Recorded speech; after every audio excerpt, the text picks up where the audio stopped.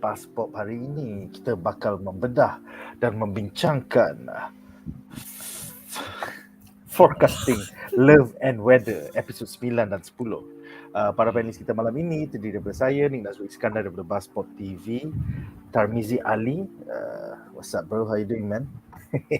Sup. Dan juga Shazli Merican, Kaki anime, what's up bro? Eyo. Nampaknya Jamal Raslan masih terlekat di weather forecasting office, so dia akan join kita midway. Disaster prevention time bro. Disaster prevention punya period kan, nak macam mana. So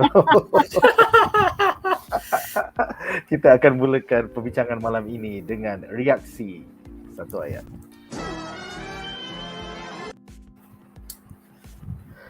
Alright, jadi segmen pertama kita adalah tentang reaksi satu ayat. Reaksi satu ayat aku untuk episod 9 dan 10 Forecasting Love and Weather minggu lepas adalah hero K-drama tak nak kahwin. That's weird. So, apakah reaksi satu ayat anda terhadap siri Forecasting Love and Weather episod 9 and 10? Kita mulakan dengan Shaz. Silakan Shaz. Aku rasa, kamera kabur. Okay, tak apa, nanti aku adjust kamera. Dia punya, I think these two episodes mengetengahkan the hard questions for both couples. There's a lot of comedy, a lot of other parts dalam the rest of the episodes kan. But the central core kat sini kan macam like kita boleh tengok kat mana kepercayaan dia. Adakah orang tu rela berubah atau tidak. Okay, and then dia punya adakah dia orang punya nak petik ayat Arab kan susah pula kan. Dia punya nawaitu tu, niat dia tu, adakah betul atau tidak. I mean, we push aside the fact that it started on a betrayal lah kan, but did they get married in the right purpose? Are they dating for the right purpose? I think this is the core point lah for these two episodes. Yes, aku setuju tentang nawaitu tu. I think especially for Yoo-jin and Ki-jun, they might not have had the real niat when they started their affair. So Tarmizi pula silakan reaksi satu ayat kau. Dan kembali statement aku for the last bedah. Marriage Yoo-jin dan Ki-jun yang drive the plot. Do you want to talk about apa yang kau share dalam group awal tadi yang siri K-drama ni lain daripada siri K-drama yang lain? Nanti soalan bahagian aku tu yang aku address that lah. For the observation aku, flaw ni compare dengan K-drama yang aku layan lain, which is tak banyak pun 2-3. Dia tak ada macam overacting plot di mana macam let's say Vincenzo, aku dah tahu daripada first 2 episode macam dia nak pindahkan Mas tu. Aku layan the couple on the backtrack pasal a couple bercerai tapi pergi zaman silam masa dekat universiti tengah murat. So aku dah tahu dah the overacting plot is like they coming back together. And of course yang all of us are dead, kita tahu overacting plot ialah untuk survive. So this macam currently kita dah macam like the 50% on the second half of the series, baru macam dia dah macam nak establish bahawa Siwoo ni takut marriage, takut tidak suka the conventional institution of marriage. We talk about that nanti aku.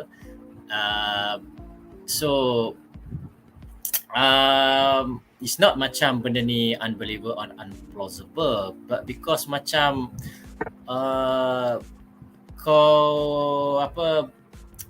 it's not set up in episode 1-2. So dia macam the lately 2-3 episod 2-3 minggu ke belakang ni baru macam okay sekarang macam the conflict is dia tak nak kahwin. Dia tak believe in marriage, and because dia tak believe in marriage ni yang dia fail in the previous relationship, which macam membuatkan si Yoo-jin tu membuat keputusan tak nak bersama dengan si Woo. But Yeah.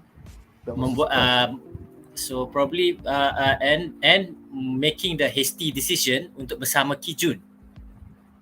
So sekarang ni macam dia dah macam apa, dia merasailah apa dia punya akibatnya, consequences dia buat decision macam tu. So so sekarang they are going through macam mempersoalkan is it the right, am I macam marrying the right guy, or am I macam apa, this marriage is getting macam mana, adakah macam I buat apa judgement yang salah apa semua. So sekarang nampak gayanya this will be the setup yang akan carry this series until the end lah. Kalau tidak macam it's just macam slice of life, macam conflict introduced dalam this week, this two week episode, and then biasanya dia akan resolve the next 2 weeks, and then dia macam timbulkan konflik baru, or dia macam revisit balik konflik lama tapi in a different way. So dia macam tu ni apa semua. So sekarang we get to see a glimpse of the overacting arc is macam untuk macam how this couple will macam overcome their insecurity, their macam apa one of these two kena berubah, or macam dia kena berubah bersama. Kalau tidak macam you just split lah. Betul. Lepas satu lagi Shaz? Satu lagi aku observe dia berlapis lagi tu. This is kecil lah part. Awal-awal aku tengok kebanyakan watak-watak ni menggunakan telefon Samsung Galaxy S21, sama ada S21 Ultra Plus or apa tu. So sekarang aku nampak dia orang dah bertukar apa Galaxy Flip, Galaxy Fold. Ya. Dia orang sponsored bro. Dia orang sponsored tu yang boleh tukar phone macam ikut sekati je. Tak, itu character development. Character development. Tukar phone. Anyway, you were saying Shazli? Tak, aku rasa is very simple. The overarching plot kat sini is Ha-kyung punya growth from the lower position now sampai ke director, and how she's going to handle it. So aku tak tahu if you will assume that as slice of life, but regardless, it's going to be her and the characters that revolve around her sahaja. Kita tak ada dengar pasal tragedi dekat selatan Korea, or dia orang macam like ni tempat-tempat yang jauh because of dia forecasting salah. Tapi aku setuju dengan apa yang Tarmizi cakap lah. It's kind of weird that the second leads are the one leading the plot when it's not, it's supposed to be Siwoo dengan Ha-kyung leading the story. Tapi it seems to be diorang pergi kerja, lepas tu dalam kerja diorang ada banyak subplot, and then the main one yang asyik drama dan emosi, I think for 4 episod dah, ialah the second leads. Dia mungkin kita yang salah. Mungkin kita ingatkan Ki-jun dengan Yoo-jin ni is the second ni, padahal dia actually the main. Kau tengok marketing dia, nampaknya macam tu bro. Kau tengok poster ni, diorang jual Siwoo dengan awet ni bro. Yelah, dua ni muka lagi lawa, that's why. Kau nak jual mamak yang dengan because aku perhati the the advancement in their relationship ni, kau boleh tie in kepada their interaction with Yoo-jin dengan Ki-jun. Yes. So it's kind of weird lah bila kau ada dua couple, lepas tu they are so tight to each other to the point that dia mengacau the main leads punya relationship. Dia macam cerita Superman, tapi dia mengetengahkan siapa nama bintang tu? Batman. Batman. Kan cerita Superman tapi yang banyak fokus kat Batman lah cerita tu kan. Or Lex Luthor. Cerita tak habis pasal Lex Luthor dalam cerita Superman kan, macam like. It's kind of weird lah. So aku agree, but yes, kita akan mulakan bincangkan tentang 3 plot point yang menarik daripada episod minggu lepas. Alright, jadi segmen pertama kita adalah tentang the leads, Siwoo dan Ha-kyung. So untuk segmen ni kita ada 3 soalan. Soalan pertama adalah untuk Shaz. Apakah pendapat anda tentang pendedahan oleh Yoo-jin bahawa punca dia memulakan affair dengan Ki-jun adalah kerana the lead kita ni, Siwoo, yang dalam overlay tu, mempunyai prinsip tidak ingin berkahwin ever. I mean, Mamat Siwu ni kan datang daripada, should have explored that more. Tapi tiba-tiba he looks like a cold guy yang fuck it, I don't want to get married. So apa pendapat kau, Syaz? Silakan. Aku rasa dia menunjukkan dia orang punya degree of kematangan dalam relationship. Firstly, kita tengok put aside lah the whole betrayal punya thing. Dia orang pun tak pernah cakap banyak pasal the plan for the future. And then dia nak kata macam mana, normally when you start dating, benda-benda soalan macam ni is normal for you to start talking, because jarang orang akan jumpa sembang-sembang, kau tahu tak, aku dating aku untuk kahwin je bro, mana ada nak dating apa saja-saja semua ni. You wouldn't know all this unless kau dah kawan lama dengan the person you intend to date tu lah. And I have a feeling in this case dia orang ni tak kenal, sebab kita tak ada dia punya full background story. How long have they known each other? Siapa? Yoo-jin dengan Siwu, is it? I think since college kot, ataupun since university they were a college or couple. university lah. Tak berapa jelas. Yeah. So, So, macam dengan Ha-kyung tu kita then, tahu dia 10 tahun apa semua. Ni macam correct. Sekejap sangat. And then they move in, and then that led to resentment and shit like that. Yeah. Betul. So mungkin is something where bagi Siwu ni dia macam tak kisah. Kan? It's like aku memang nak dating, tak nak kahwin.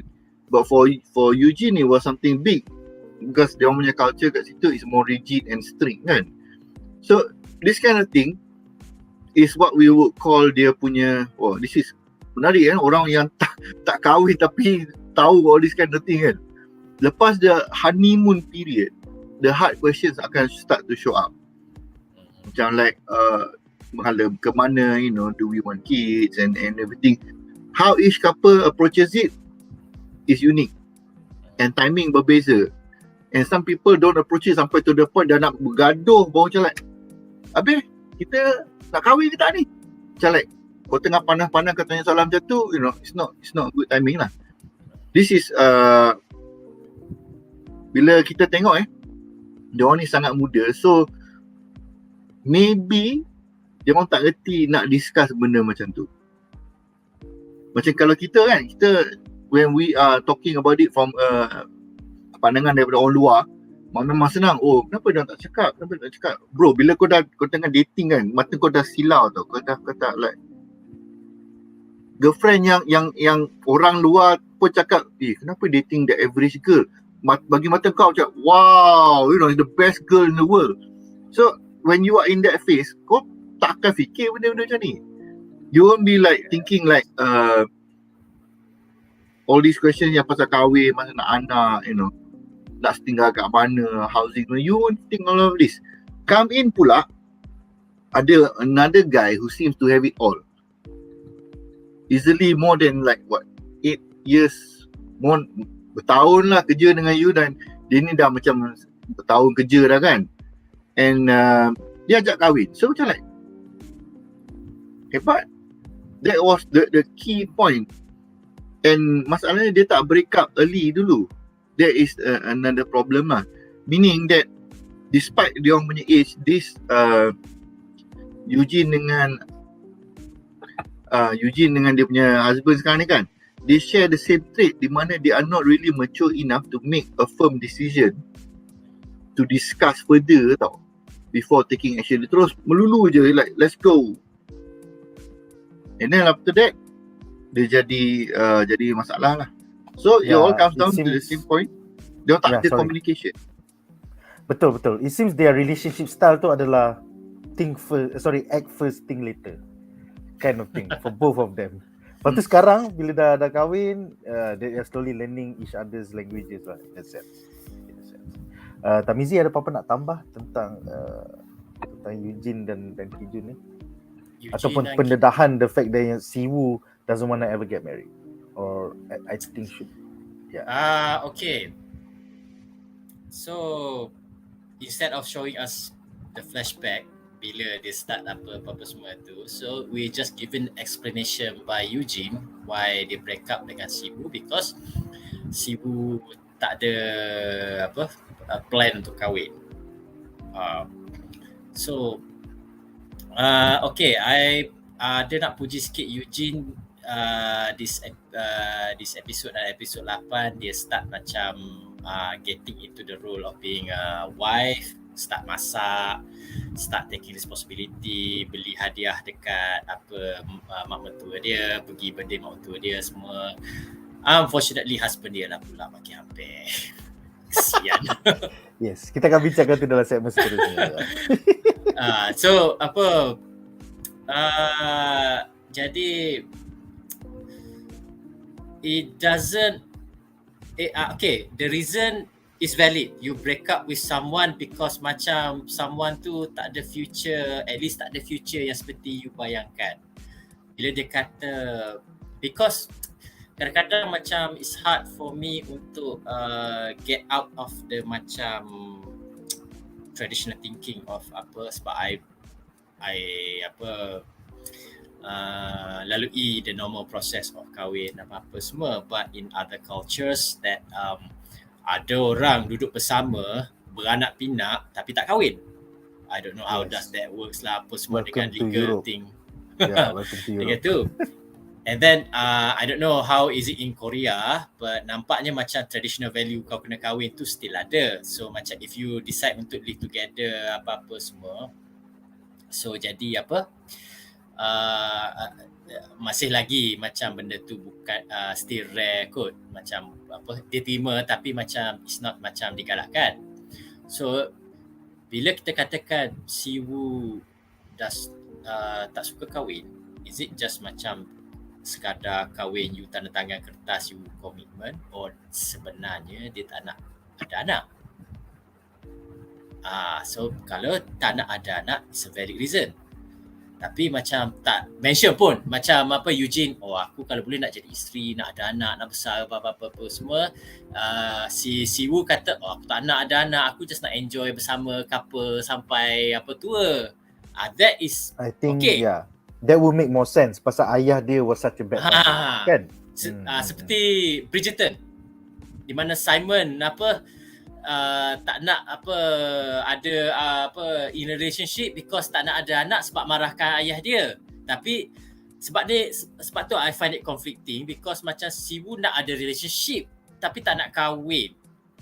And then bagi for me, kau nak ada relationship tapi kau nak kahwin, so macam kau at least macam kena bagi tahu orang yang kau nak ada relationship tu, I'm like this apa-apa semua, baru fair.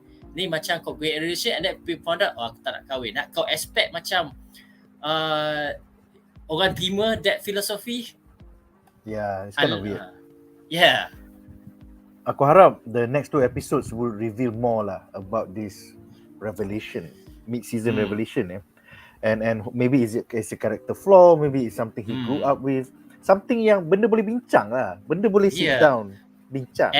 And then dia sebenarnya si Woo dengan Ha-kyung ni masalah besar bukannya sebab si Woo tak nak kahwin apa-apa semua. Masalah besar, lagi besar daripada tu adalah how they can have a relationship tapi macam orang lain boleh terima relationship tu. Itu lagi penting. I mean you can duduk macam ni dating for setahun dua, si Ha-kyung tu dating 10 tahun. So you can dating like setahun, 3 tahun apa semua, and probably macam si Woo will be open to the idea marriage ke apa semua. I mean, benda boleh bawa bincang. So sekarang tiba-tiba macam baru like 2-3 bulan dating, straight away kau kena buat decision. Kena kahwin ke tak nak kahwin ke? Make it or break it. Pasal kita ada 6 episod je lagi sebelum season ender. Please, bagi tahu saya jawapan awak sekarang. Macam itulah.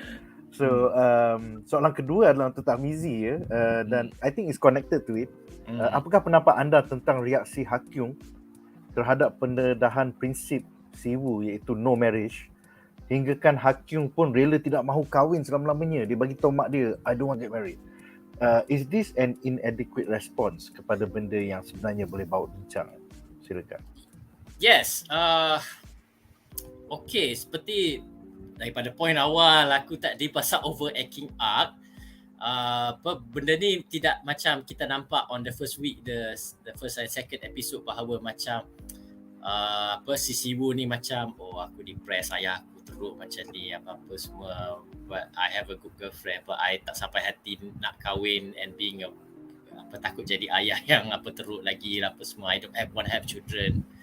Instead of benda tu kita dapat like 2-3 minggu selepas tu, and then sekarang kita dapat sebenarnya dia ada isu untuk kahwin. But kau nak ada relationship. I mean, people stay single for various type of reason. Tapi macam for a person, kau tak nak kahwin, is it because kau tak nak komitmen or kau tak nak anak? Kalau kau tak nak dua-dua tu, kau stay away from having a relationship, nanti macam is unfair to the other party lah. Kalau macam kau just nak dating sampai tua, of course in a real world kau sepatutnya dah kerja fokus. Kau fokus macam kau tak boleh like macam kalau kau nak cari orang yang satu share your views and philosophy, you should make it macam clear at the beginning. Kata okay, saya ni macam ni, saya takut sangat nak kahwin sebab bini ni dah apa-apa semua. If you want to be with me, you have to accept that. Will you? Is it baru fair? Ni macam kau nak sembunyi but kau nak still nak have that relationship, tapi kau tak nak bagi tahu kau punya konflik dalaman, which is major. Itu daripada Siwu punya perspektif. So Ha-kyung punya perspektif, okay, you're baru lepas putus tunang yang kau actually duduk dating selama 10 tahun. So it should be naturally for her macam tak nak kahwin immediately, tak nak buat that keputusan immediately. Kau sepatutnya macam relax, chill, apa-apa semua. And Siwu is great guy for that. Tapi tiba-tiba macam bila kau tahu dia tak nak suka kahwin, Siwu should have been a rebound guy because it's only been 2 months since they walk into Ki-jun having an affair. Kau rebound je lah, kau rebound je. And then macam kau duduk serabut dengan mak kau duduk push kau kahwin apa semua. So sepatutnya Siwu is perfect guy. Okay, kita chill dulu, tengok how it goes apa semua. I mean, patutnya macam gitulah dia buat bincang. Dia kata okay, sekarang ni what is important is macam how we want to manage this relationship. It cannot be a secret forever. Sedangkan ada co-worker duduk atas. So of course macam benda ni akan meletup. So sepatutnya macam you find a way macam for this relationship to be acceptable. Sebab macam yang dia tak nak bagi tu pelik. Sebab macam bukannya macam they want to keep a secret because of company policy. Dia sebenarnya nak keep a secret because of Ki-jun dan Yoo-jin. But since dia orang tahu, kalau orang keliling tahu, what's the difference? So benda gitu yang kena. Kalau macam you can dating dengan aman dan kerja dengan aman, you have that harmony already, then you can just macam wait like bila ready ke apa ke. I mean, keep it open. Betul. You Ha-kyung boleh macam relax dulu, time prepare kenal diri apa semua, nak suruh be comfortable with Siwu. Siwu pula maybe macam boleh try open up to the idea of marriage ke apa ke. I mean, sebab unless macam kalau you tunjuk to me yang macam Ha-kyung ni memang nak sangat jadi ibu, nak ada anak, that one macam make sense untuk macam dia pressure Siwu. Tapi tak ada. Tapi tak ada. I think since episode 1 dia dah cakap dia tak nak mak dia matchmaking. Since episode 1. Ya. Itulah yang pelik tu. Alright, jadi soalan terakhir adalah untuk Jamal. Jamal baru sampai daripada weather defense dia baru sampai. Malam ni tak hujan Jamal? Malam ni tak hujan. Tak, kita buat kerja. Betul macam okay 9.30. Oh 9.24 aku masuk awal. Macam 9? Aku masuk awal. Okay, ni kau kena baca introduction aku. Kau dah introduce Tarmizi kan? Okay, jadi panelis ketiga kita adalah Jamal Raslan, couch potato, goreng balado. There is a reason behind this.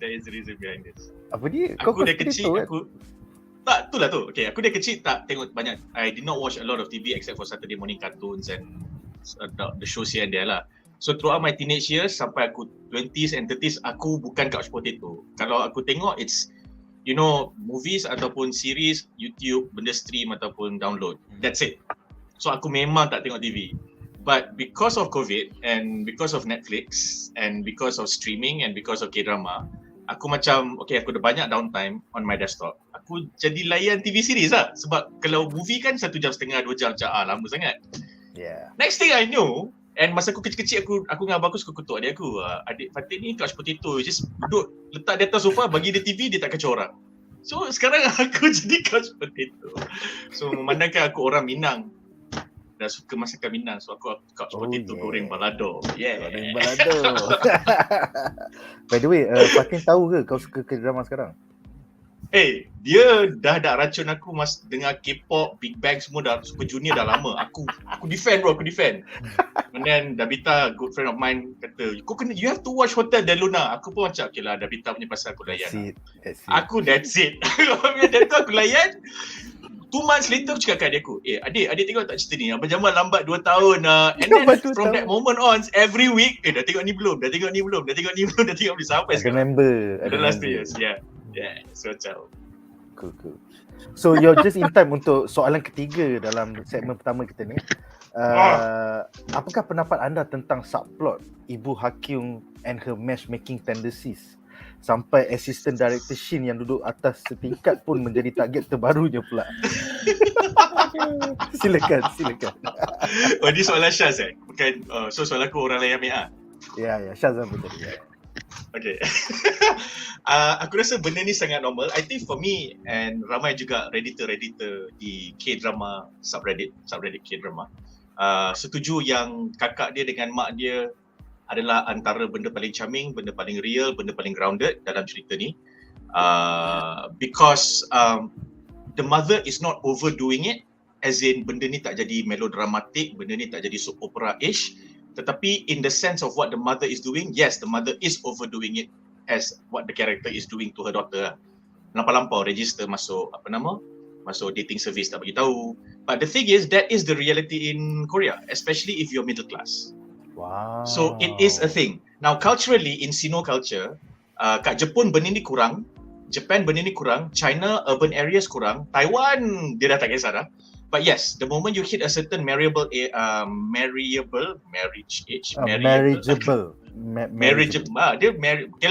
age yang boleh kahwin, they expect to see you at least in a relationship, if not getting married. And while they do not condone or they have a disdain for you living together, berseketubuh-dudukan. Yes. Itu ayat kawan aku, ayat good friend of mine. Ini berseketubuh-dudukan. Oh, okay, then you know this is something. So, walaupun diorang tak suka benda tu, diorang tak suka the fact that they are in that kind of a relationship and choose not to consummate the relationship into marriage stuff. But they are not unhappy at the fact that their children is in a relationship. So that is a very standard social anxiety within the Sino culture. Not specifically sebab East Asian, South Asian culture pun banyak juga. Tapi banyak benda-benda yang makin in cities or countries yang makin urban, benda tu dah makin, dia ada banyak clash.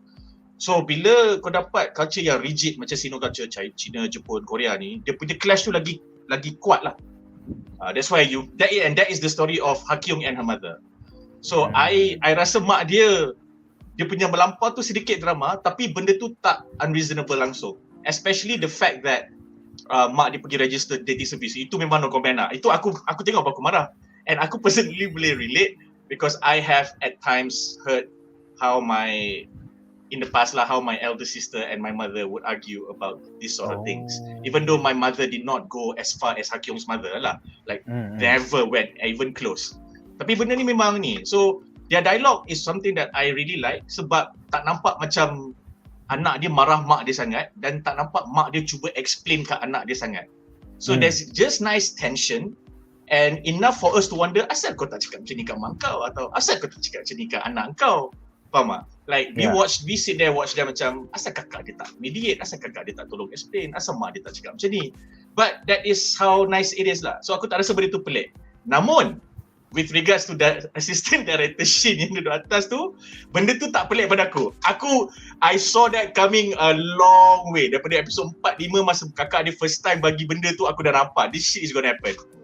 Sebab mak dia was that desperate tau. Dia macam eligible.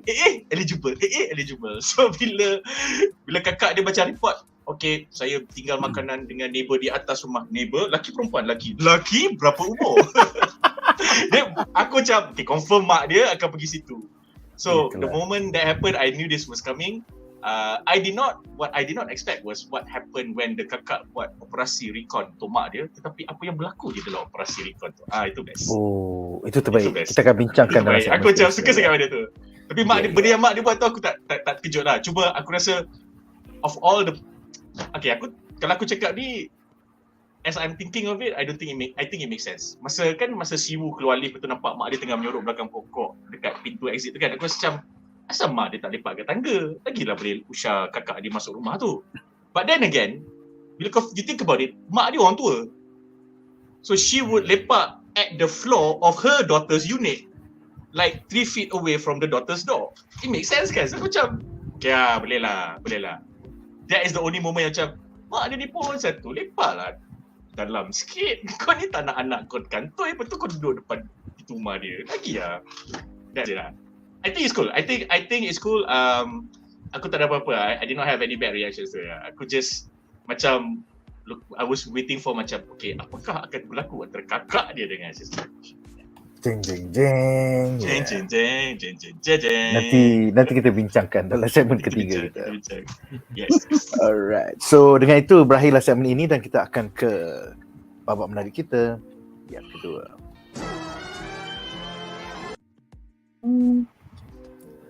Alright, jadi babak menarik kita yang kedua adalah tentang the second leads, Ki-jun dan juga Yoo-jin. So dalam segmen ini kita ada 3 soalan. Soalan pertama untuk Jamal ya. So apakah pendapat anda tentang Ki-jun yang semakin tidak keruan episod ini sehingga menjadi kaki skodeng dan menghadapi pelbagai shenanigans semata-mata nak prove kepada Yoo-jin that Siwoo and Ha-kyung are together? Aku rasa a little bit contrived lah. Kau terpijak tahi, kereta kau kena tarik, phone kau tertinggal dalam kereta, kau balik lambat, kau marah wife kau pasal shopping. So yeah, silakan Jamal.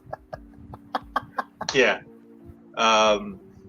It is contrived, tapi I think the contrived is the K-drama atau the element inilah, the melodramatic, over-dramatic scenes yang macam alamak. And then macam scene pada aku, agak-agak kau nak stop, lepas tu kau pandang belakang, kau elak masuk sebelah rumah buang sampah tu, lepas tu kau tersadung plastik-plastik sampah, lepas tu kau tergolek. Macam, bro, tak ada orang sebodoh itu lah. So in that sense, yeah, I get it. So I would say that dia punya contrive tu is not the moments, but rather the enactment of the scenes lah.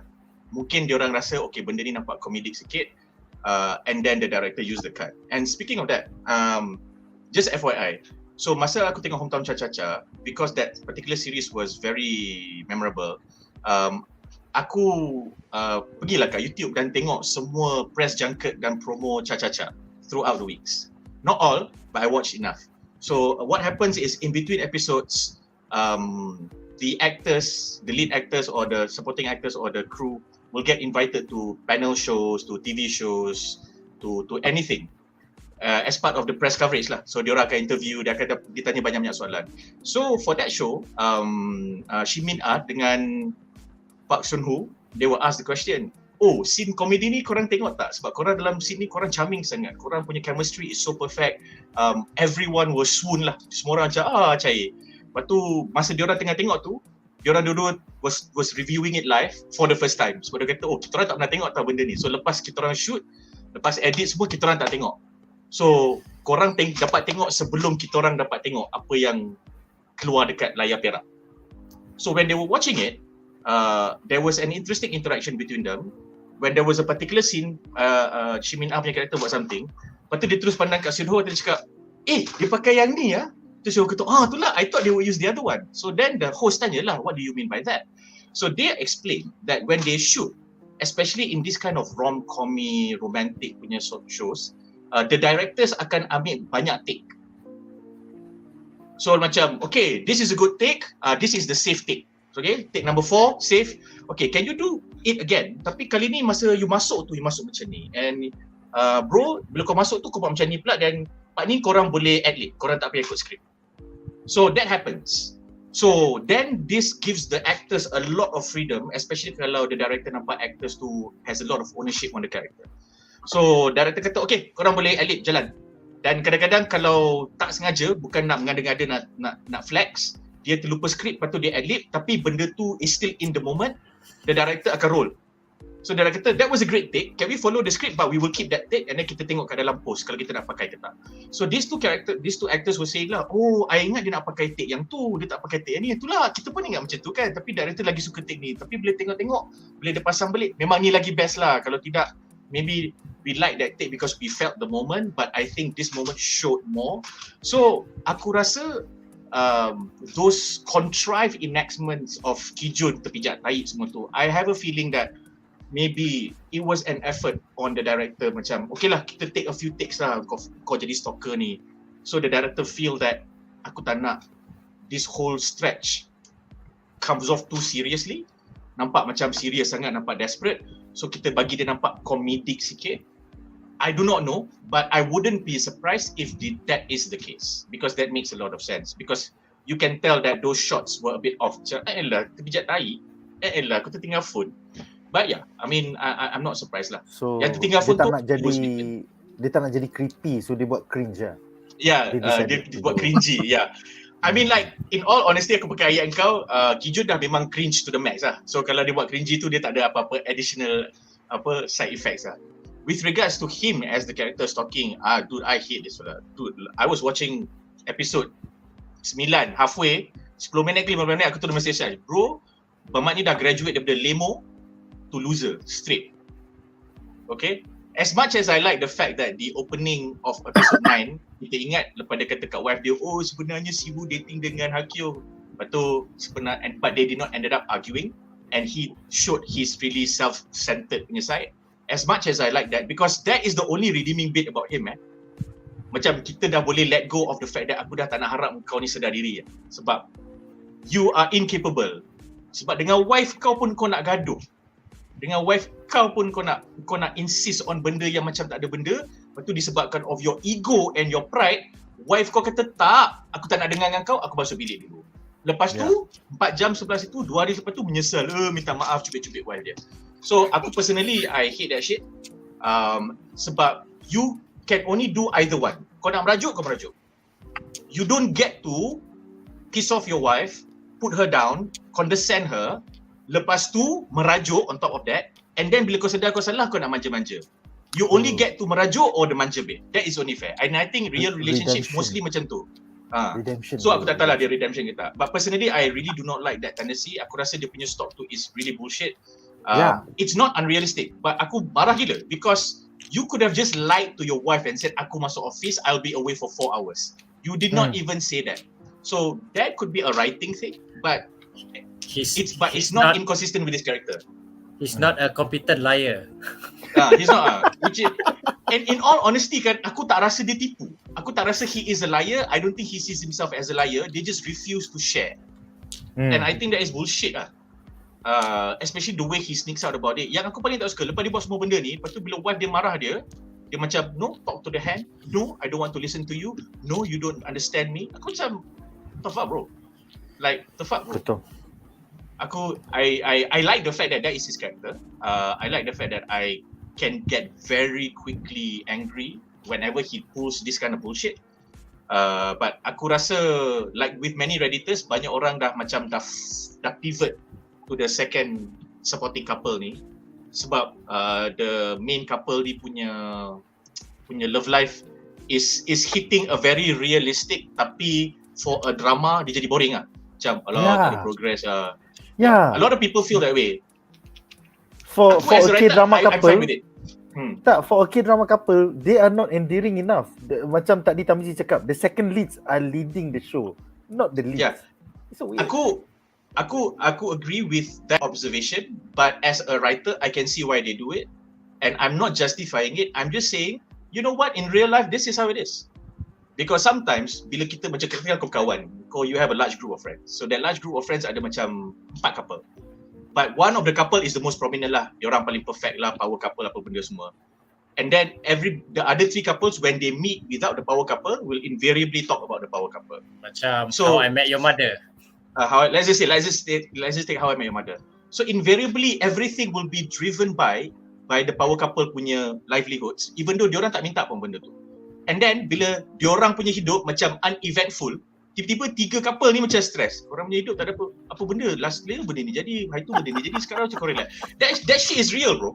And if you remove the lead couple from this series and you just look at it as ada tak dalam hidup couple macam ni, engkau bounce, engkau break up in a very scandalous, controversial, sensational controversial way.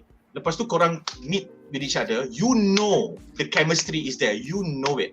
But then again, because you guys ada banyak perbezaan, as the chemistry wears out and as the relationship shit comes in, you start to notice all these differences, and then that relationship stagnates. That shit is real. I've been through that. So kalau kau nak take the couple just as review it as a couple, I'm fine with it. But if you look at it as a series and then kau kata boring diorang dah couple ni dah boring. As a viewer, aku tak boleh disagree Aku tak boleh disagree benda tu. Sebab tu aku suka Mizi punya description kat dalam WhatsApp group. Dia kata benda ni betul-betul slice of life, because there is slice of life. Because you know what, engkau yang buat hidup aku jadi eventful untuk kau, padahal untuk aku benda ni macam ni. Faham tak? Jangan jadi lead untuk K-drama lah, babi. We don't know lah. I mean like there is 6 episodes to go, so shit can go many ways. Sebab tu payah nak layan. Yang paling nyampah ni is sebab Ki-jun dia selalu complain orang tak faham aku. Tapi bila orang nak explain, aku tak nak dengar. Exactly. Yes. Yang episod 10 masa wife dia tak buat salah, lepas tu wife dia just got off the call defending herself sebab dia punya senior writer buat tahi. This is your wife this is not a former colleague, this is your wife So bila wife tu as a colleague dah cakap kat kau, aku bukan setakat kau punya colleague, aku bini kau. Kalau wife dah guna ayat aku bini kau dekat tempat kerja nak defend diri dia, dan kau ni sikit-sikit nak drag kita punya marriage kat dalam ni. Serious. If I was there, I would punch that shit out there. Aku selalu ada problem with that truth. Macam bila kau nak marah orang,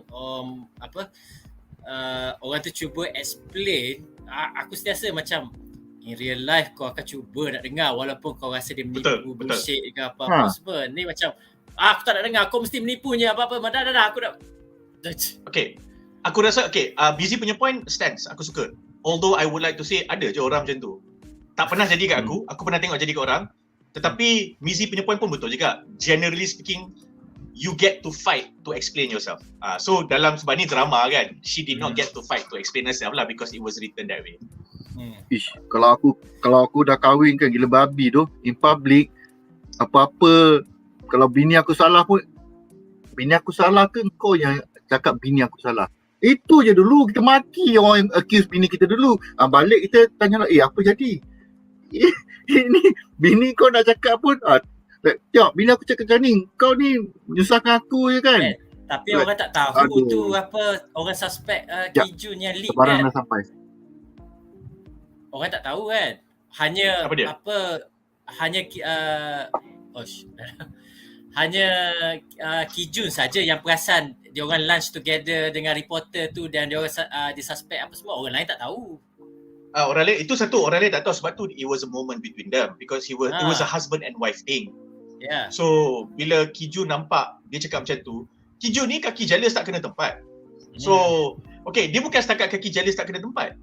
Dia orang yang dia bukan jump into conclusions dia dive into conclusions. Ada beza tau. Macam jump kau tengking, kau faham tak? Kau lompat jauh. Dia ni macam diver, dia head first terus conclusion. Dia berenang kat dalam conclusion tu. Lepas tu dia drag kau masuk dalam conclusion tu. Memang Ki-jun boleh cakap apa dah. So in that sense I like the fact as to how relatable atau how realistic that is lah, sebab memang ramai orang macam ni. And sometimes it can be our good friends tapi diorang tak sedar diorang macam ni to the people that they do it to. Cuma bila kita tengok drama, kita akan nampak lah ini over sikit, ini contrive sikit. Generally people like this, kalau tidak kita pun takkan ada very strong reactions to him. So I guess it's credit to the writing, directing and the actor juga. Sekarang aku tengok muka dia, aku macam fuck, kau loser. Aku tengok drama lain, aku nampak muka kau loser. Okay, dia jadi macam tu. That's good acting, man. That's good acting. In that sense, it's good acting. Yeah. Alright, soalan kedua adalah untuk Tarmizi ya. Apakah pendapat anda tentang tanggapan Yoo-jin bahawa kebelakangan ini, the past 4 episodes, Ki-jun semakin tidak fokus kepada relationship mereka as a married couple.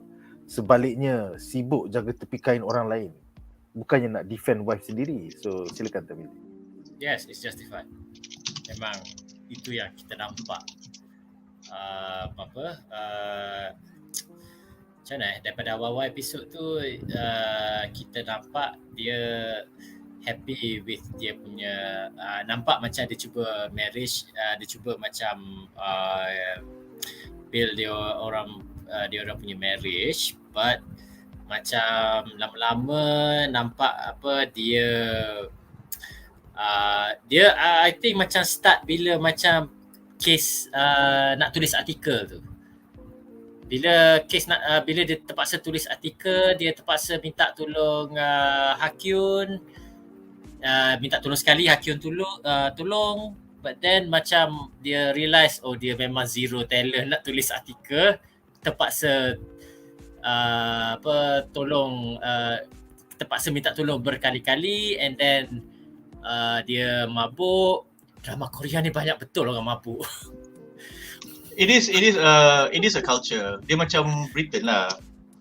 Drinking is a culture. Betul, drinking saja. Tapi bila kita tengok series dia, tak adalah macam aku perasan macam kau mabuk wasted ni apa semua tu macam frequent.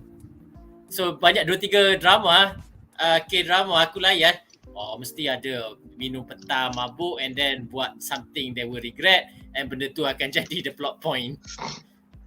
Because kau kena faham, culturally, orang yang dia punya support system, the support system is that if you cannot talk it out, and sometimes you don't feel like you want to talk it out, you have the option of drinking it out.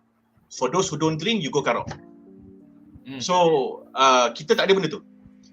So kita replace the drinking with something else lah, kan? But in Malaysia, the Chinese and the Indians, yes, kita lepak mama. But the Chinese and the Indians, they still minum. They go to their watering holes. So shit does happen for people who are living in drinking cultures. So if that is the country, then it shouldn't be a point to observe lah. Maybe it's an unfamiliar thing for us to relate to, because pada kita nampak just because kau mabuk, kau salah cakap, kau salah pegang, kau salah buat, kau salah ni, kau salah sini, and then benda tu jadi inciting incident. So for us yang tak mabuk, kita tak boleh relate lah.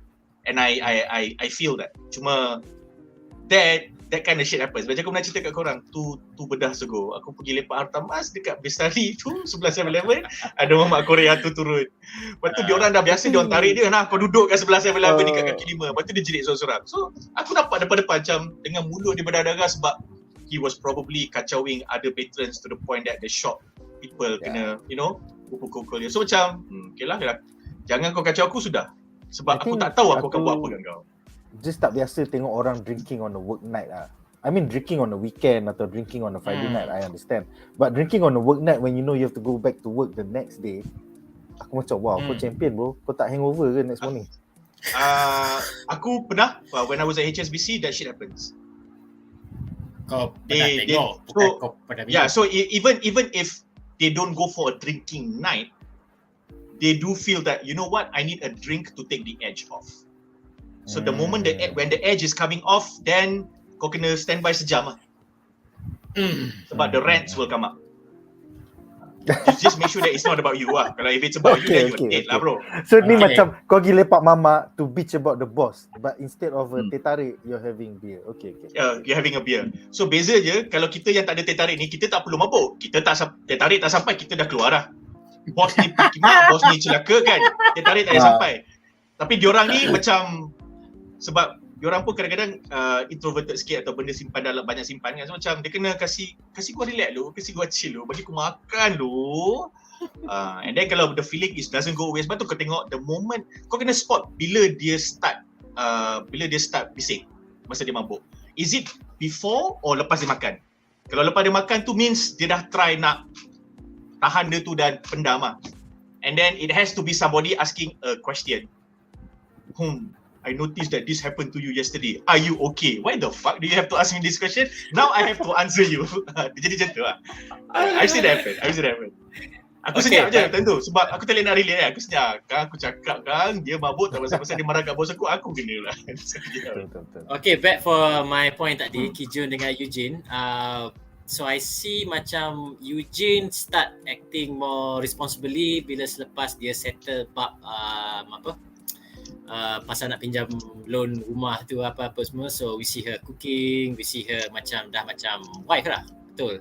Pergi bagi hadiah kat mak mertua apa-apa semua. Tapi Ki-jun macam makin terbabas. Makin macam obses dengan Ha-kyung and but each time macam dia obses Ha-kyung, dia bila macam dia pukul Siwoo dengan Ha-kyung get much closer dan relationship tu up satu level. Lepas tu macam gaduh kat pejabat dekat tiba-tiba macam ada confrontation dengan the chairman kata okay bincang. So lepas tu macam tiba-tiba macam dia orang minta nasihat, married life macam mana? Macam scene tu paling lawak tu. Kau minta orang yang kau paling bengang, kau paling tak suka kan? Yes. Minta advice bro. Macam like that I mean it was very jarring for me juga. But if you look at it, she cannot ask anybody else. Mak dia confirm tak, kakak dia confirm akan take her side dan kakak dia tak tahu story. So tak boleh cakap apa. So dia tak boleh tanya Siwoo because it was about her and Siwoo punya direction of their relationship. Dia tak ada baik dengan mana-mana colleagues dia. So siapa lagi yang dia boleh tanya melainkan orang yang dia berkongsi hidup selama 10 tahun. So for me that moment is you have to take it as Ha-kyung doing something in spite of herself. Sebab by right dia tak nak tanya Ki-jun because she cannot rely on his logic or his judgment. But he is the only one who would understand why she's asking those questions. Because he knew her long enough. So for her it made sense to ask him because she cannot ask anybody else lah. Ini aku faham dalam cerita anime. This is the couple yang dah lama together and everything. Lepas tu dia dah separate and like kau ni dia punya perangai macam tu pun kau tak faham ke? And then you want to date her ke apa ke? You know that kind of thing. So it becomes like that lah. You have been kalau dalam anime biasanya dia orang dah rivals lah. Dalam cerita shonen mesti akan ni dah rival. It's like dia takkan kalah punya. Aku tahu aku dah 10 tahun musuh dengan dia ni kan. Dia takkan kalah dengan askar-askar pecisan ni kan. So yeah, I guess it makes sense lah. Cuma yang aku tak faham kenapa Siwoo tanya Ki-jun. That was the part that made me like Siwoo tanya Ki-jun. Siwoo tanya Yoo-jin. Dia ada debate. After dia debate tu boleh sembang pula. Macam like kau kena faham dia ni kalau bukan jenis yang she would never dia takkan willingly date. go into a relationship. I have issue with that. Macam tiba-tiba macam sebab kau nak establish bahawa establish the conflict yang kepada Siwoo yang macam dia kena ada the marriage expectation kalau nak bersama dengan Ha-kyung. So it's just macam dia duduk bincang pasal kerja apa semua and then dia nak Ki-jun nak portray diri dia walaupun dia tidak bersama dengan Ha-kyung tapi he still care for her as a friend apa semua. So dia nak kata dia dah kenal 10 tahun dengan Ha-kyung. I know her 10 years and she will not date anyone without a prospect of marriage. Tapi agak peliknya kau dating 10 tahun tanpa kahwin. Okay, so aku setuju dengan Mizi kat sini sebab for me walaupun dia dah set up karakter Ki-jun tu semata-mata sebab kau jealous sangat dan kau kononnya overprotective of Ha-kyung, itu je lah alasan kau nak buka point ni dekat Siwoo. Of course kebetulannya adalah Siwoo pun juga tengah dating dan kau tengah debate dengan Siwoo, so the debate is the incident for you and Siwoo to be in the same room. But in that sense the writing is contrived It's not bad. It's just kita nampak benda tu nak berlaku. Okay, sini semata-mata kau nak Ki-jun cakap dekat Siwoo, Ha-kyung confirm nak kahwin. Kalau dia tak nak kahwin, dia takkan couple dengan kau. So for me, aku personally pun tak suka sebab on top of the fact that kita nampak benda tu dia contrive, kita double tak suka sebab Ki-jun ni nampak dia nak menginsert diri dia pada sesuatu benda yang tak ada kena-mengena dengan kau dah. Susah aku nak judge sincerity dia tu. Ya, aku tak boleh nak judge, exactly, aku tak boleh nak judge sincerity dia. And for me, the more jarring bit is that masa Ki-jun buat tu, kau nampak tak dia punya heroic moment, dia punya heroic pose tu. Dia nampak macam kau ni wise, kau ni baik, kau ni dah sedar diri. So aku rasa benda tu a bit disingenuous lah. Which on one end as the viewer, elah mamat ni. Tetapi kalau kau fikir balik, it's consistent dengan Ki-jun juga. Sebab kau tak sedar yang kau macam ni. Kau perasan tak masa dia kat dalam, masa Ha-kyung tanya dia, what is it like to be married? Masa dia jawab tu macam, apa? Jawapan kau ace ya. So this guy is like that tau. He has to put on a fucking show. He has to put on a fucking show. So bila dia put on a show, kau nampak macam mamak ni confident ah. So Yoo-jin pun sampai jatuh hati, terus cheat, terus kahwin lepas tu. Tapi when push comes to shove, you backed in the corner. I am so sad you married a penniless man. Habis tu kau pakai baju smart-smart, kau bawa BMW, mak kau punya birthday, kau nampak kau buat tai. So yeah, I mean really kau beli BMW tapi kau kena berjimat. Lepas tu marah bini kau berjimat. Aku rasa, tapi for me, as pelik as we see it, for me it rounds up Ki-jun punya karakter lah. Dia memang macam ni cakap kau tak self-aware bye. Kau nak kena mabuk baru kau self-aware. Bukan pelik tapi macam it's macam closing the door of his redemption. Itulah. I mean, that is another lah. So itu aku tak tahu macam mana writers nak buat. Because right now I'm perfectly happy to see them end. So bila Yoo-jin tarik bag keluar tu, yes, cuma aku kesian kenapa kau pergi dekat public bar. At least pergilah motel mana kan. Tu apa tempat tapi, dia? Dia betul-betul macam tak ada duit. Gelandangan dia. Tak, dia public bar. Public bar kat sana 24 jam. So bila malam dah tak ada orang nak mandi, memang orang akan tidur kat public bar. Tapi so kalau kau pergi sanggupnya because Yoo-jin digambarkan macam seorang yang like suka proper apa semua. I mean paling tak pun cari hotel. Tapi I think we saw a bit of her past juga sebab masa dia duduk sekali dengan Siwoo kan, rumah dia kecil je, apartment dia kecil je. So for her, when she moved up from Jamal kan. Dia move on from one living standards to another living standard, which is what she thought she was marrying into until dia sedar yang husband dia ni sebenarnya budak ayah. Ki-jun moved out. Aku miss an episode ke apa ni? What the fuck? Tak, Yoo-jin. Masa Yoo-jin moved out lepas dia break up dengan Siwoo. Dia nak kahwin dengan Ki-jun. Aku ingatkan I lost track. Aku tak ingat. Aku tak tahu apa you guys talking about tadi. Tak, sebab Mizi punya point is that kenapa Yoo-jin bila dia tinggalkan husband dia at the end of episode 10 sampai dia kena pergi kat public bath, sampai dia kena tidur kat public bath at the ending tu. I missed this part. Maybe I fell asleep as I was watching it on Netflix. So basically after she went, that one is the preview. No, that's the preview. Dalam episode. That is not the preview. Do not pull a fast one on me. I don't know. Did it happen? Dalam episode last. Dalam episode, that was the ending of episode 10. Dia tengah duduk dekat public bath pukul 1 pagi, 2 pagi, lepas tu dia macam sedih. Selepas kena marah pasal apa the reporter tu. Yes. So lepas dia gaduh dengan husband dia dekat office, lepas tu husband dia balik, tunggu wife dia, tengok wife dia keluar daripada bilik, dah bawa bag. Betul, dia duduk dalam satu tempat ada banyak orang-orang lain kan? Tempat tu adalah public bath. Tak. It's a public bath. Preview yang Siwoo tak ada cakap.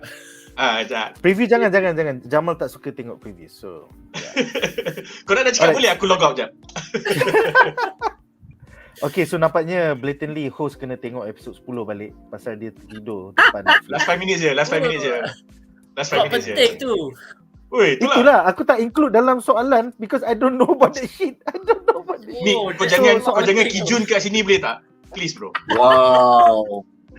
Soalan ketiga Sebagai ni host tak kau kena ada kaitan dengan self-aware bro. sonar Jadi dulu kan. atau public buff langsung pasal abang tertidur masa tengok episod 10. So soalannya tentang Yoo-jin membeli hadiah untuk mother-in-law-nya, soalan untuk Shaz.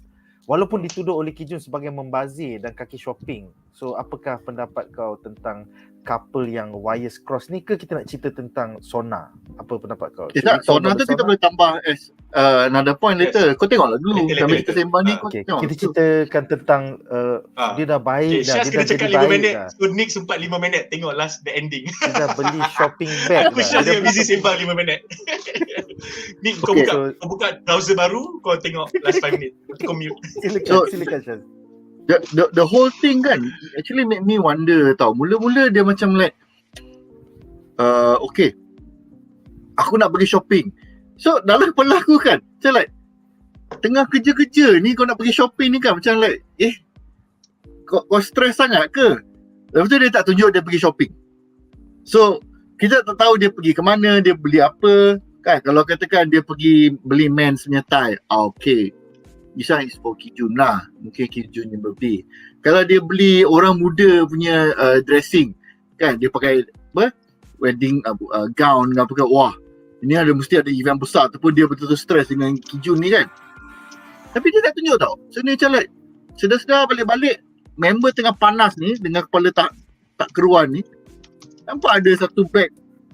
I probably assume that as an expensive punya bag lah sebab dia ada branded logo semua kan. Tapi sampai ke sudah dia tak tunjuk apa benda tu tau.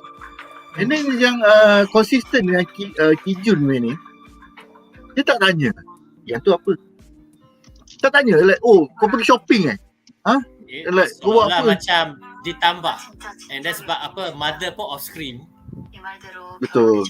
So kalau dari segi Nick kau kena mute kau punya speaker. Oh sorry. aku dah mute dah. Sorry. So Okay, go on, Syaz. the whole mother punya plot point, mother punya birthday was something that came out from nowhere. Yes.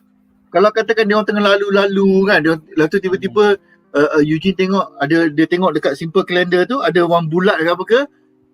Oh, dia macam tu kan. Dia boleh lah pergi shopping ke apa ke. Macam like now's a good time for me to go shopping lah. Sementara tak ada ribut taufan yang gila-gila on the prediction apa ke. Okay, then dia cakap lah, okay aku nak pergi ni. So it's like tiba-tiba ada bag kat situ, then you pun akan macam rupanya Yoo-jin ni pun bersalah juga kan. Dia jenis yang suka shopping, beli barang. Dalam member Ki-jun ni tengah stres, kau pergi shopping pula. So I feel is either is a very bad writing, or sebenarnya the writer is extremely good. Sebab dia kata, ini point dia. Ya. Tapi sebenarnya cerita Dia nak penuh bagi kat kita belakang tau. sanksi. Kita tak tahu lagi. Dia nak bagi kita sanksi babi tak? Kan? Yes. Dia nak kita macam Ki-jun juga. Apa sebab you pergi shopping babi? Macam tu. Tapi kita semua boleh redeem. Kita semua boleh redeem Tapi macam bezanya kalau kita Ki-jun, first thing kita akan mula-mula terkejut lah. Kenapa ada bag besar gila babing tu kan? Macam like, yang tu apa? Oh ni I pergi shopping. Oh, dibeli untuk siapa? See, that is the next thing kita akan tanya. Because for all we know, kalau lah kita sangat lah lupa juga birthday mak kita apa kan. Mungkin ini birthday untuk kawan dia ke? Or mungkin for all we know kawan dia pesan beli. You know, there's so many explanations. Berapa okay, oh ni belanja duit tak tahu hala lah. Dah lah kita tengah ni popek. Is that why you tak nak register marriage kita? Macam member tu pun aku tak sempat dah jawab lagi. Kau dah apa, baling seribu soalan. Itu bila aku nak jawab aku dah malas lah. Sebab dalam kepala Jamal, Ki-jun ni, is this lazy dia dah writing? mentally dah set. Kau ni bersalah Yoo-jin.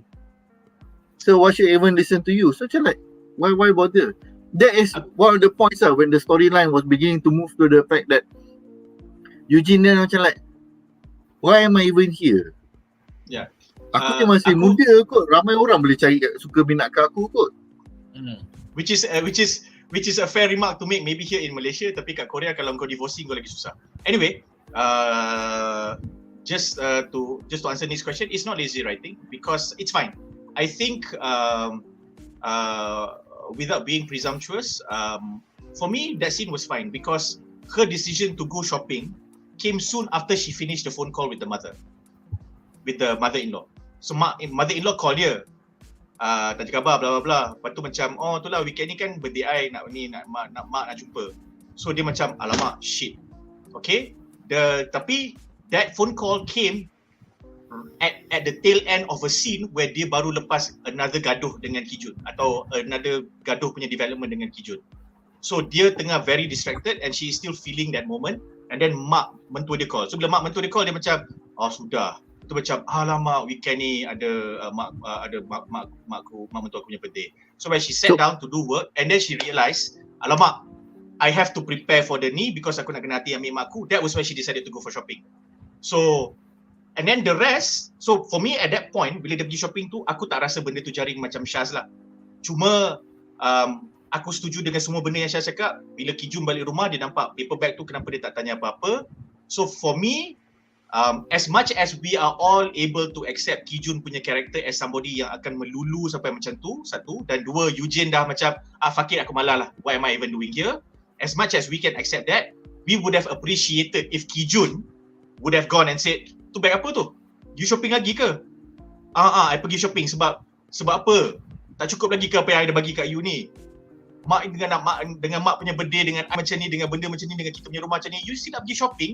I nak explain kat you. You ni kan daripada dulu pergi shopping. That is one thing I don't like about you. So we were looking for that kind of a dialogue. For us to go like macam, okay lah, Ki-jun kau memang celaka. But that did not happen because Ki-jun said, hey, kau ni suka shopping, lepas tu dia terus masuk bilik. So we felt it was like, so I think for me, in that bit, I wouldn't say it's lazy writing. I think it's just a matter of taste. I did not like it because I feel that Yoo-jin could have slipped it in or Ki-jun could have been better in the sense that, what is that bag? Instead of terus assuming that it's the wife's new handbag. But I did not feel that I did not feel benda dia kena pergi shopping untuk mak mentua dia punya birthday tu pelik lah. I thought it was. Aku tak rasa it's a lazy writing, but it's macam bagi taste aku, I would have prefer macam, sebab these two couple aku tak dapat gambaran, tak dapat the feel that macam dia orang ni masalah duit. Susah nak bayar bil ke apa ke.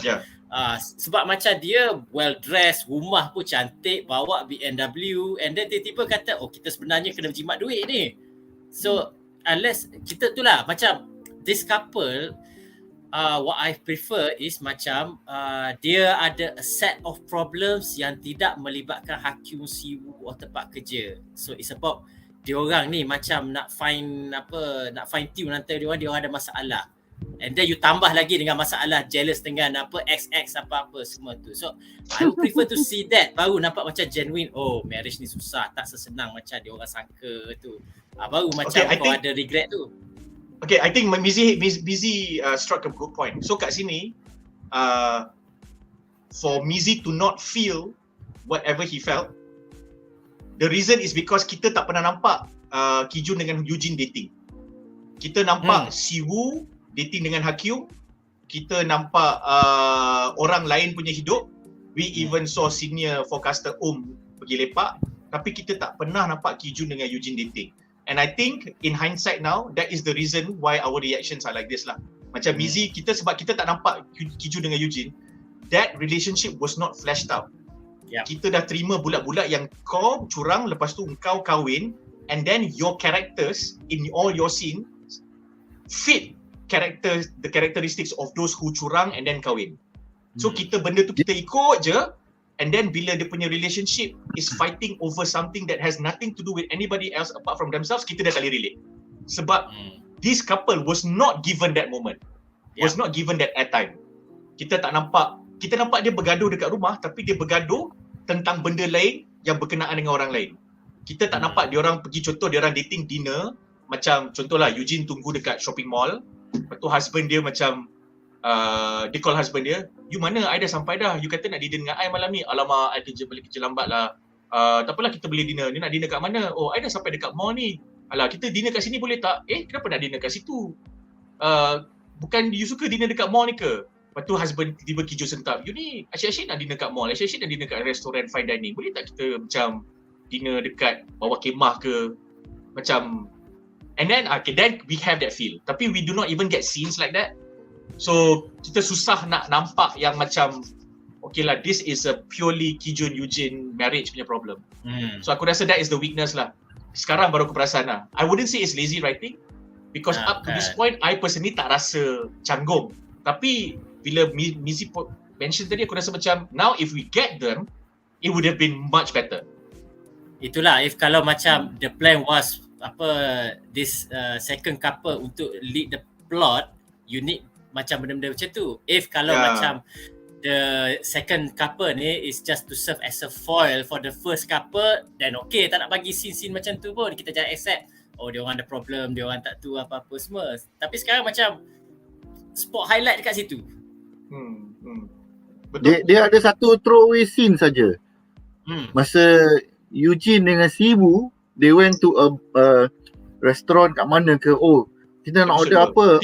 I just gonna order this double couple set B ke couple set C, whatever lah. Macam Siwoo macam kau dah datang sini kau nak datang.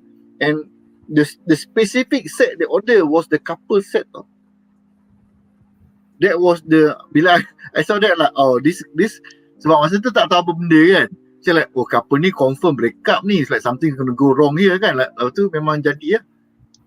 So I think maybe in the end they are meant to support, to show that what are the bad sides of marriage, which is kalau you rush into something head on, compared dengan Ha-kyung dengan Siwoo punya approach is like nak dating pun macam like, tapi kena sorot-sorot sikit kita jangan bagi orang nampak. So it is more cautious, whereas these two are more headlong macam tu, and they didn't have enough time to look at each other punya perangai buruk lah, benda yang dia tak suka each other belum sempat nak nampak lagi. Cuma yang the problem I having is macam when Ki-jun tanya Yoo-jin, why did you marry me? So Yoo-jin jawab, because you proposed first. And then bila scene Yoo-jin dengan Siwoo, dia kata, why do we break up? Because you have no intention of marrying me. So maksudnya the timeline that either macam kau memang Yoo-jin sengaja cari bila dia jumpa Ki-jun tu, at what circumstances? Adakah dia macam both of them are hurt, dia berkenal, and then dia macam rasa ada selasi, and then Ki-jun terus make decision untuk propose, padahal dia engage. So bila dalam keadaan macam tu, macam susah untuk macam redeem of the cheating tu, unless macam like macam they're both in a broken or abusive relationship ke, dia jumpa time-time macam dua-dua tengah depressed apa semua, and then they hook up, mungkin boleh lah. Tapi because that I'm expecting daripada the first bedah lagi, the flashback on macam mana dia orang jumpa tu tak dapat lagi. Instead we just macam dapat statement daripada dia orang, which is macam akan jadi bias lah.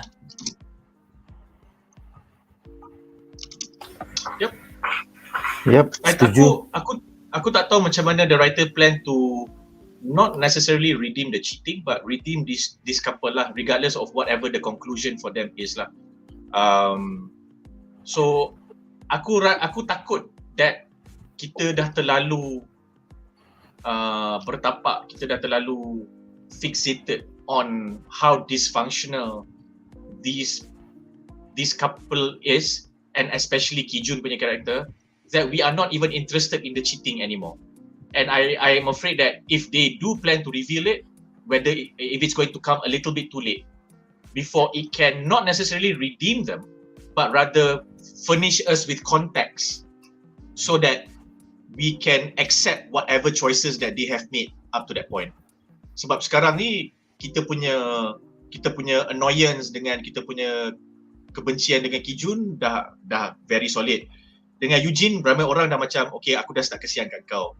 Ha-kyung dengan Siwoo, kita macam, okay, if you guys are not making any moves soon, kita orang macam suka hati korang lah, you know. So aku tak tahu kalau dia nak tunjuk Sinchi tu bila nak tunjuk. So aku harap not too late lah. Because masa aku dengar dia start gaduh, masa Yoo-jin tanya dia, why did you marry me? I was kind of hoping that, tolonglah ada flashback. But that was not even the case. Kan? So aku macam, man, that ke korang tak nak bagi langsung flashback tu? 1-2 minggu ke depan ni kita akan jadi so kita dah tak care dah. Itulah. Aku harap tak jadilah. Because the fact that Yoo-jin left the house means in the next 2 episodes, if they are going to show us the cheating, how it started, they would need to show it, because if they don't show it, it will not be, they cannot resolve Yoo-jin dengan Ki-jun ni, sama dia balik rumah balik atau dia betul-betul break up. So that needs to happen. Because kalau Yoo-jin dah macam tu, dia masuk office, confirm benda ni akan kecoh dekat office. Because the husband will try to stalk her dekat office pula. Lepas tu sekarang husband ni jadi double stalker pula kan. Then husband dia macam confused. Siapa pun aku nak stalk siapa. The next week ni akan ada curveball yang akan throw this in a different aku direction. I mean like the fact that Ha-kyung suruh Siwoo pergi ke Jeju tu dah curveball number 1 pada aku lah. Sebab Siwoo dah macam padahal bukan kau. Apa ni? Aku tak tengok lagi. What are you guys talking about? Is this in the last 5 minutes of the show? Berapa banyak yang aku tidur? Fuck. Kau tak serilas yang pergi dia kena assignment Pulau Jeju tu? Tengah nak tengok. Oh, patutlah. It might just be there. Tak, it's not that one. Dia dekat dalam it might just be that scene. Basically Ha-kyung kena tegur. Ha-kyung kena tegur dengan dia punya boss. Dia kata kau dah macam ni lah, banyak gila babi isu dalam team kau ni, nanti disaster punya season macam mana, siapa nak pergi Pulau Jeju. Dah tengok. Lepas tu saya tak pilih lagi. Lepas tu dia tengok semua, and then dia tengah duduk dengan Siwoo sekarang. So lepas ni lah lepas ni dia bagi tahu kan, kat situ lah dia bagi tahu kat Siwoo, you have to go Aku tak boleh tidur lah, dia tengok Netflix. Okay. Berapa bulan dah? 2 bulan, 3 bulan dah? 2 bulan kena hilang. 2 bulan. Jeju Island. Sekarang kita faham lah kenapa senior forecaster anak dia pun tak kenal dia. Sekarang kita faham. Yes. Oh, itu aku ada opinion. Tetapi itu lain lah, itu point lain. Itu next. Dengan itu itu kita akan ke subplot kita yang seterusnya. Alright, jadi subplot menarik kita yang ketiga adalah tentang the supporting characters. So kita ada 3 soalan juga dalam segmen ini. Soalan pertama adalah untuk Jamal. Jadi soalan dia adalah, apakah pendapat anda tentang subplot forecaster Kim, the crybaby, yang mula suspek bahawa Siwoo dan Ha-kyung sebenarnya are in a relationship. Dia start tengok dia orang macam tengok each other. Will anyone believe the crybaby at work? Do you think this is how this secret eventually gets out at work? Silakan Jamal. I don't know, sebab it was not done in a contrived way lah, because sesiapa yang pernah kerja office, benda-benda macam ni memang senang nak detect sebenarnya. Kau tak payah susah pun. Lepas bulan, 2 bulan kau macam cari something je. So it's not too surprising lah. Cuma I just hope that I won't be surprised that the revelation, the reveal would come by accident, because something will mungkin Ha-kyung akan cakap something, masa tu Siwoo dah nak pergi Jeju, and then Siwoo pula macam dah buat something, and then the other office mates, the other teammates were talking to each other about, itulah Siwoo nak kena pergi, bla bla bla bla bla bla bla, and then the girl baru je belajar macam, Siwoo going? That's impossible. And then dia macam, kenapa? Habis tu nanti Ha-kyung macam mana? What do you mean Ha-kyung macam mana? I wouldn't be surprised if it's any kind of variant of that kind of a dialogue lah. Tapi that's as much as I can ni. Aku harap benda tu tak lebih contrived dari itu. Itu tak contrived, tapi aku harap dia tak jadi contrived dan lebih daripada itu. Kalau tidak, kalau jadi tu aku akan sangat kecewa. Alright. I hope so jugalah. Pasal I feel this series by the mid-season. Why Farid?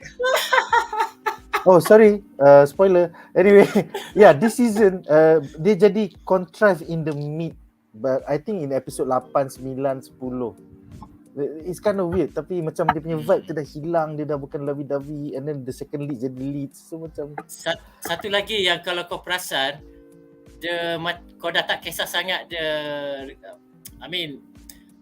Grey's Anatomy, dia akan start dengan narration Meredith Grey pasal the medical condition and dia akan kaitkan dengan episod tu. Selama 18 season benda tu stay solid lagi.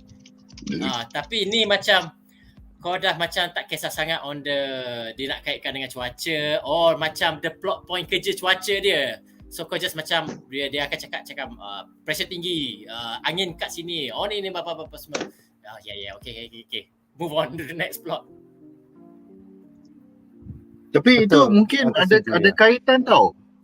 That when you first in love kan, everything seems romantic, semua benda ada masuk tersirat. You macam like, wah, umpamakan ini dengan itu.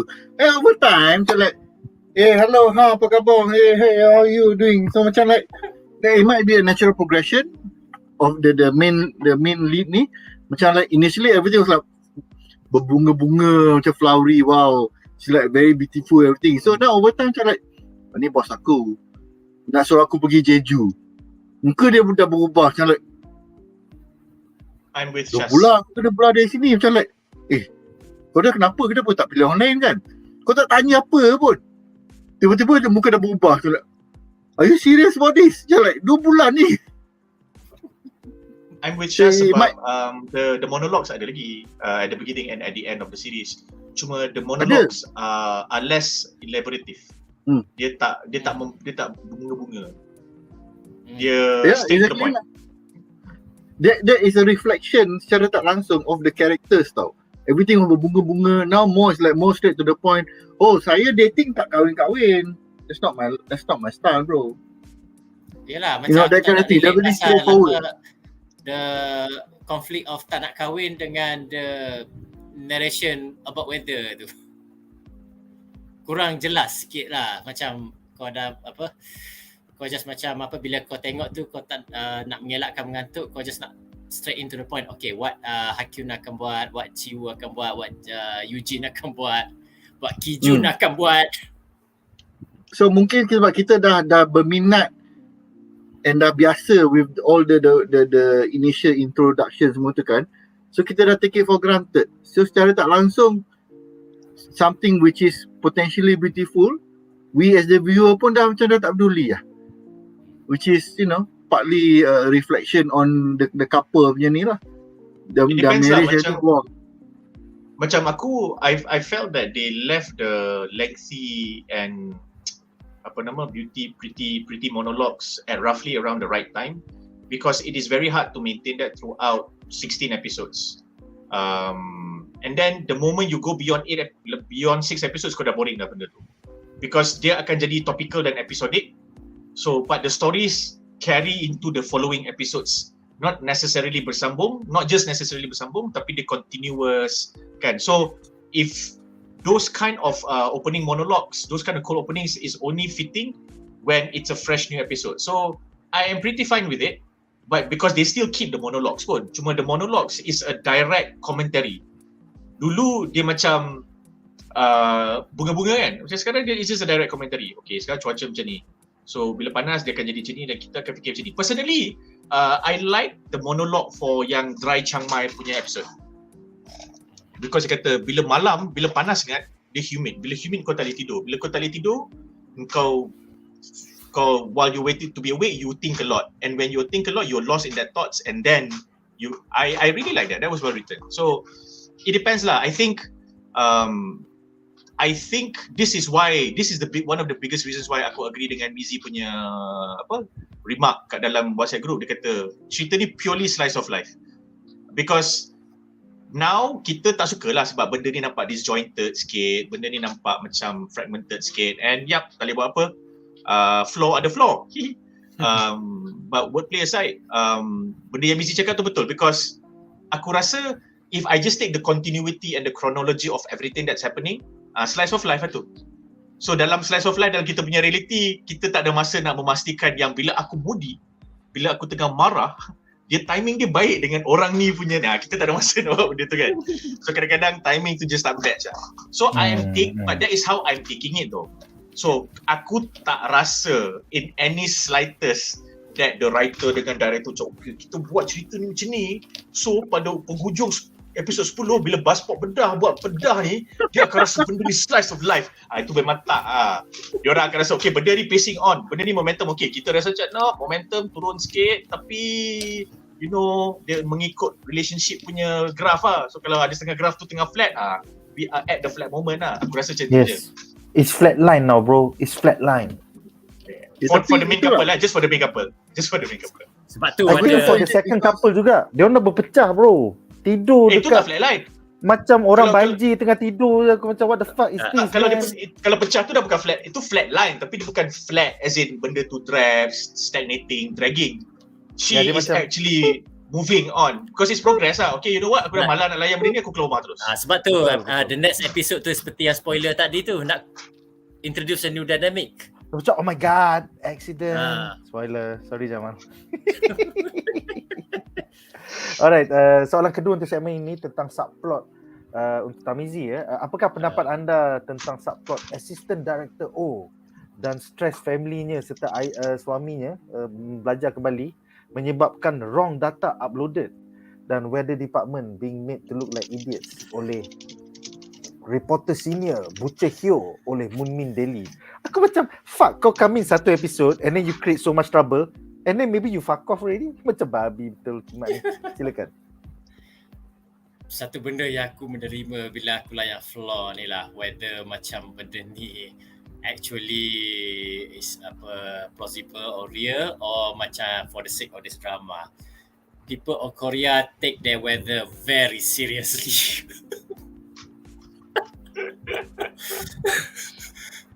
Gila macam apa I mean the average person tengok that website data tu tersalah sikit by 5 minutes orang boleh sedar and make it big deal about it dan semua jadi national. Satu lagi benda yang aku observe is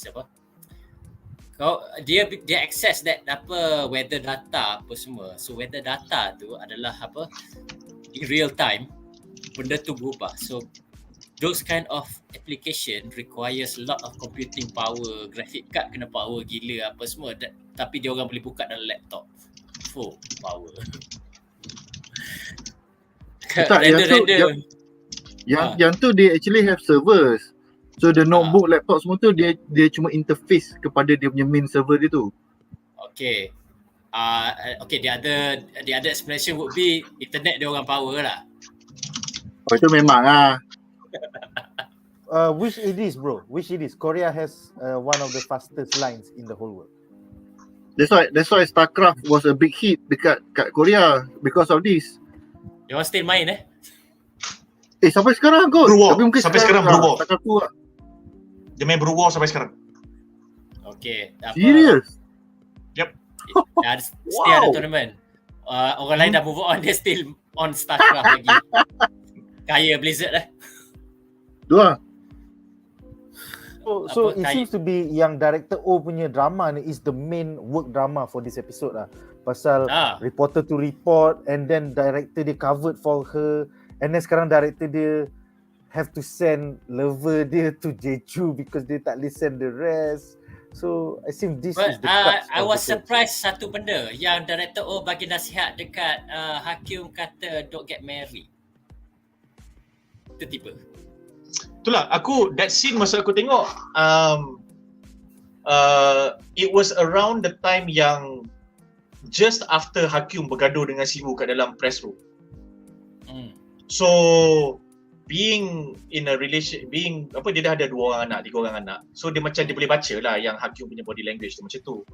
Especially when they were speculating that one of the reasons they were fighting is because of Ki-jun punya wife. So bila dia tengok Ki-jun macam trouble, it was not difficult for her to put 2 and 2 together lah. That being said, benda yang aku cakap ni adalah benda yang aku infer sendiri from watching it. So kalau korang tak terfikir macam tu, that is just a reflection of the writing lah. Meaning it is not done enough so that you can pick it up. Sebab kau lagi perasan macam asal tiba-tiba director nak sembang dengan Ha-kyung pula tu, like of all people. So the scene in itself is canggung pun. Kalau kau tanya aku macam, kenapa kau nak bagi ni? Dahlah kau tak pernah nampak kau ada interaction dengan director ni langsung dalam any episodes kan. Tak ada yang macam director tu datang dekat press room cakap, Ki-jun this is the report that this is the weekly report for this week. If you have any questions you can ask me, to imply that they have a business or work punya interaction. So benda tu pun tak ada.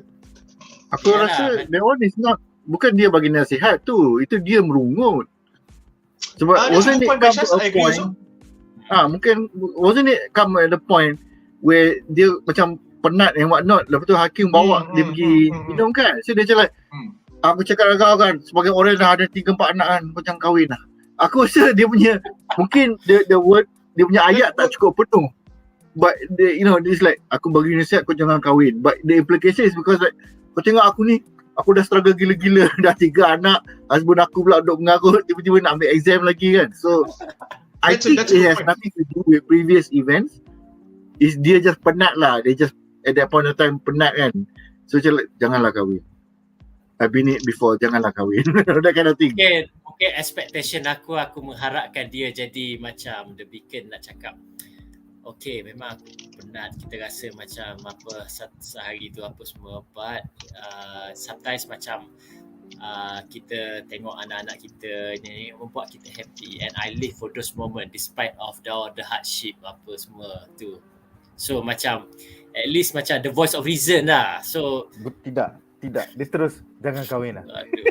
Aku rasa in that sense I think it's quite realistic sebab it could be an ironic, sarcastic comment towards herself. Next time I kahwin lah. If I can redo this. That being said, aku rasa mungkin Mizi, you were colored by how prominent Ki-jun punya jealousy dan escalations are, to the point that dalam scene tu kau masih lagi terbawa Ki-jun punya whatever lah. So bila Ki-jun had that conversation dengan the director, you saw it from the Ki-jun punya perspektif. Oh, kau mendapat nasihat free daripada director ni. Padahal sebenarnya it's just exactly like what Shah said lah. Okay lah, it's just two colleagues working with each other, barely talk to each other tapi know each other well enough, duduk setempat, lepas tu tiba-tiba seorang merungut, kebetulan benda yang dia merungut tu kena dengan apa yang Mamat loser ni punya problem. Itu je lah kot. Ki-jun ke Ha-kyung? Ha-kyung bro, it was a conversation between Ha-kyung and Ha-kyung. Director O. Ha-kyung, yes, Ha-kyung. Assistant Director O, Itu je. Yeah. Alright, so I guess that brings us to the last question untuk Shaz. My favourite part of these 2 episodes. Apakah pendapat anda tentang subplot Assistant Director Shin dengan kakak Ha-kyung iaitu Jin Tae-kyung that have a shared love for penguins? Cute gila kan subplot. Aku nampak dia ada macam apa mecha kat belakang rak dia tu.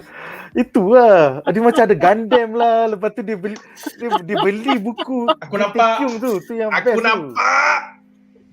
So silakan Syaz, silakan. Aku nak kena tengok balik lah, tengok which mecha is it guys. Aku tak ingat yang mana. Okay, sebagai penonton anime, mula-mula first time aku tengok that guy tak ada spek kan, macam like buat kopi. Aku sebenarnya tak kenal dia tau, like ni siapa ni Then after that later on bila dia start pakai spek, like, oh is that guy. Sebab dia punya relax punya look is completely different dengan masa dia pergi kerja. But the moment aku dah tahu who is this guy, and bila kakak dia dah terjumpa, aku dalam kepala aku kan 99% dia orang akan kahwin ni. Aku tengok belah apa-apa lagi kan.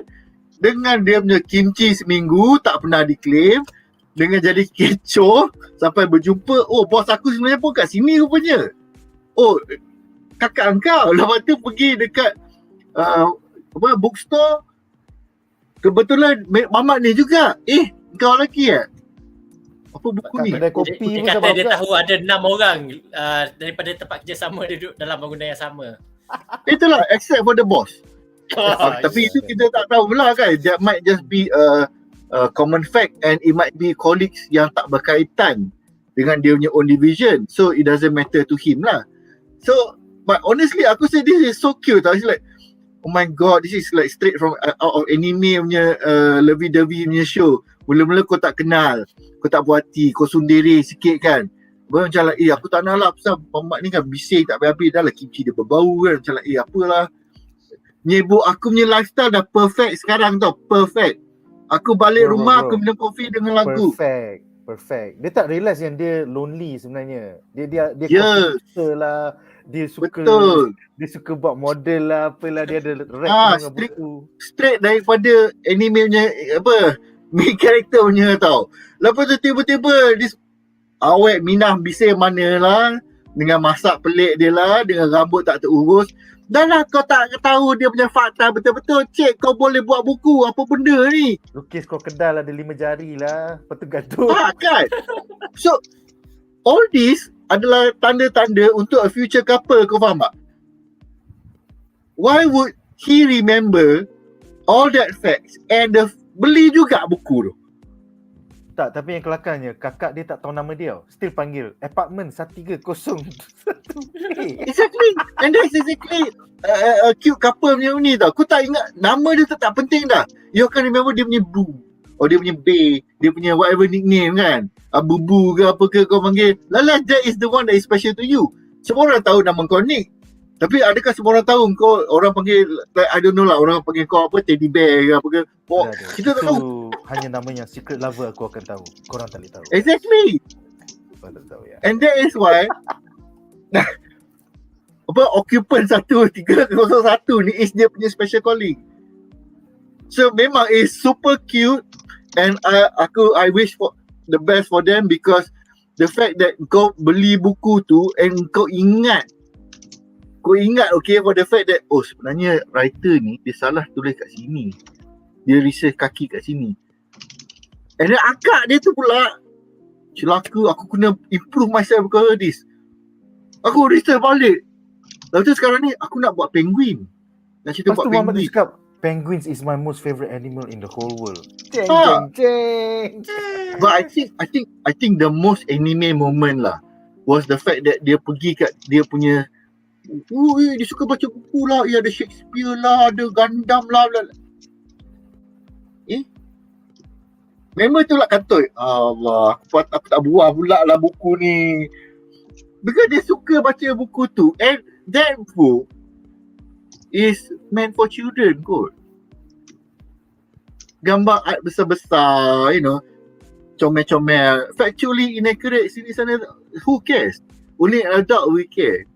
Kan? But the fact that he bought the book, bukannya dia pergi kata, aku pergi kat bookstore mana aku tengok benda cerita bodoh ni kan, kenapa dia ada kaki ni? Tak ada. He had the book.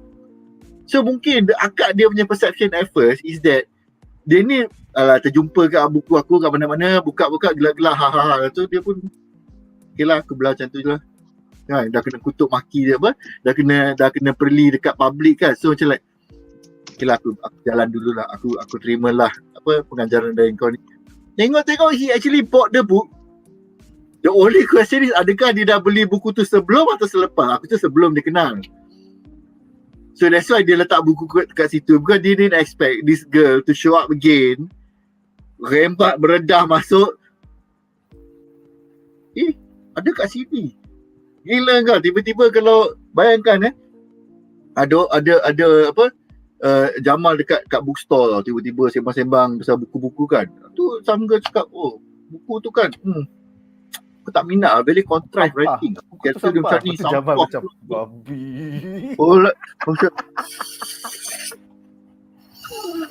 Lepas tu kan, kalau aku boleh jumpa director ni kan, mesti aku akan tegur dia. Aku akan beritahu dia ni.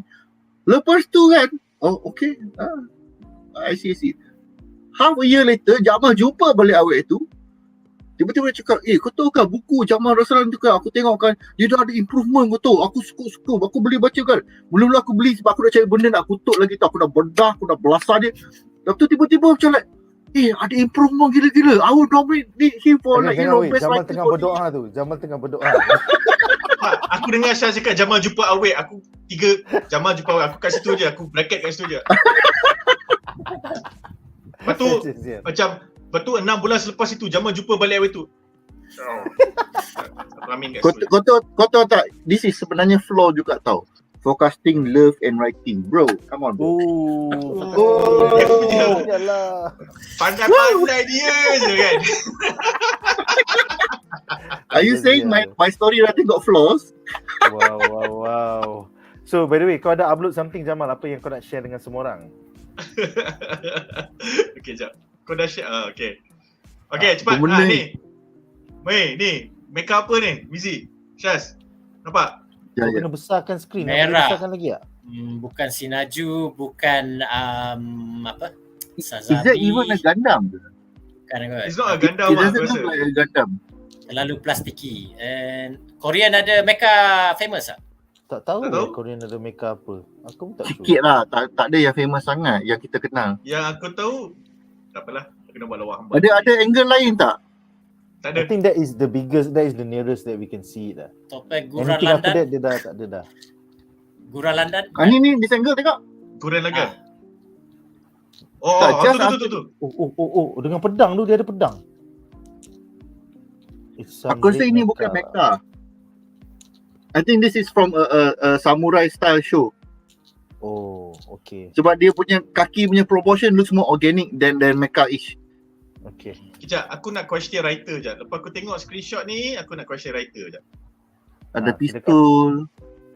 Dia kata dia punya favourite animal penguin. Ini rusa, ini kuda. Itu salah set designer tu bro. Salah set designer. Tak ada. Department. Kau- Kau kena faham. The penguin kat bilik tidur dia bro. Kau ni ada Would you like to see my Forecasting love penguin? and writing betul lah Shazli. Merican ni. Rembang aja kan. But I thought bila dia cakap dia suka penguin tu, he would have said that penguins mated for life. Aku rasa he was gonna go with that Kau kena line. faham. Tak, Yeah. ini adalah penguin yang belum sedar dia dah jumpa mate dia lagi. In that sense, penguin ni kena check mate. Macam tu. Wow. Tapi itulah it's quite funny in the sense that mak dia duk push untuk Ha-kyung get married kan. Lala kan all the efforts anak sulung dia jumpa. Mama ada jumpa somebody. Siapa? Tu Mamat 13012 tu. Lalu tu mak dia cakap, itu tu adik kau lah, kau dah kenapa kan? Betul. By the way, this brings up a question daripada penonton di rumah ya. Dia tanya, kenapakah mak Ha-kyung tidak carikan jodoh untuk kakak dia, Jin Tae-kyung? Adakah bila Jin Tae-kyung dah pernah berkahwin, mak dia dah tak boleh campur tangan pasal dia sekarang divorcee? Can you explain about stigma divorcee di Korea, kalau boleh Jamal? I think dia ada satu episod dia address benda ni kan. Ada ke? Dia gaduh dengan mak dia, tapi dia tak address the issue of divorcee lah. It was just mak dia macam mak dia petik pasal dia, lepas tu dia macam jawab balik and then mak dia drop the subject. So yes, dekat Korea kalau kau divorcee, you are not good enough. So to be in a relationship atau to be ini. So sebab tu kat sana kalau depending on where you're staying, in urban areas it's much less so because in urban areas, urban kan, cosmopolitan cities. Tapi the more suburban you get, the more rural you get. If you're a single mother, if you're a divorcee, yes, dia akan jadi isu. Sama lah macam kita, andartu dan sebagainya. Cuma kat sana it's more pronounced. Kat sini mungkin tak macam diorang to the point that kita boleh buat drama, but aku rasa ada je drama kita yang buat pasal topik yang sama ni. Cuma beza bila kita dapat kat TV stations, dia akan fetishize janda ataupun andartu ni to be, you know, the desirable cougar, which is pretty stupid. Kat sana tak. Kat sana most of the depictions of divorcees or single mothers are usually leaning towards how tough it is for them to go through life, being a person who is, you know, sedikit tua tapi tak ada relationship lagi ataupun dah bercerai ataupun anak seorang. So mak dia tak cari jodoh sebab macam okay, kau dah kahwin, kau dah settle, lepas tu kau bercerai, okay lah.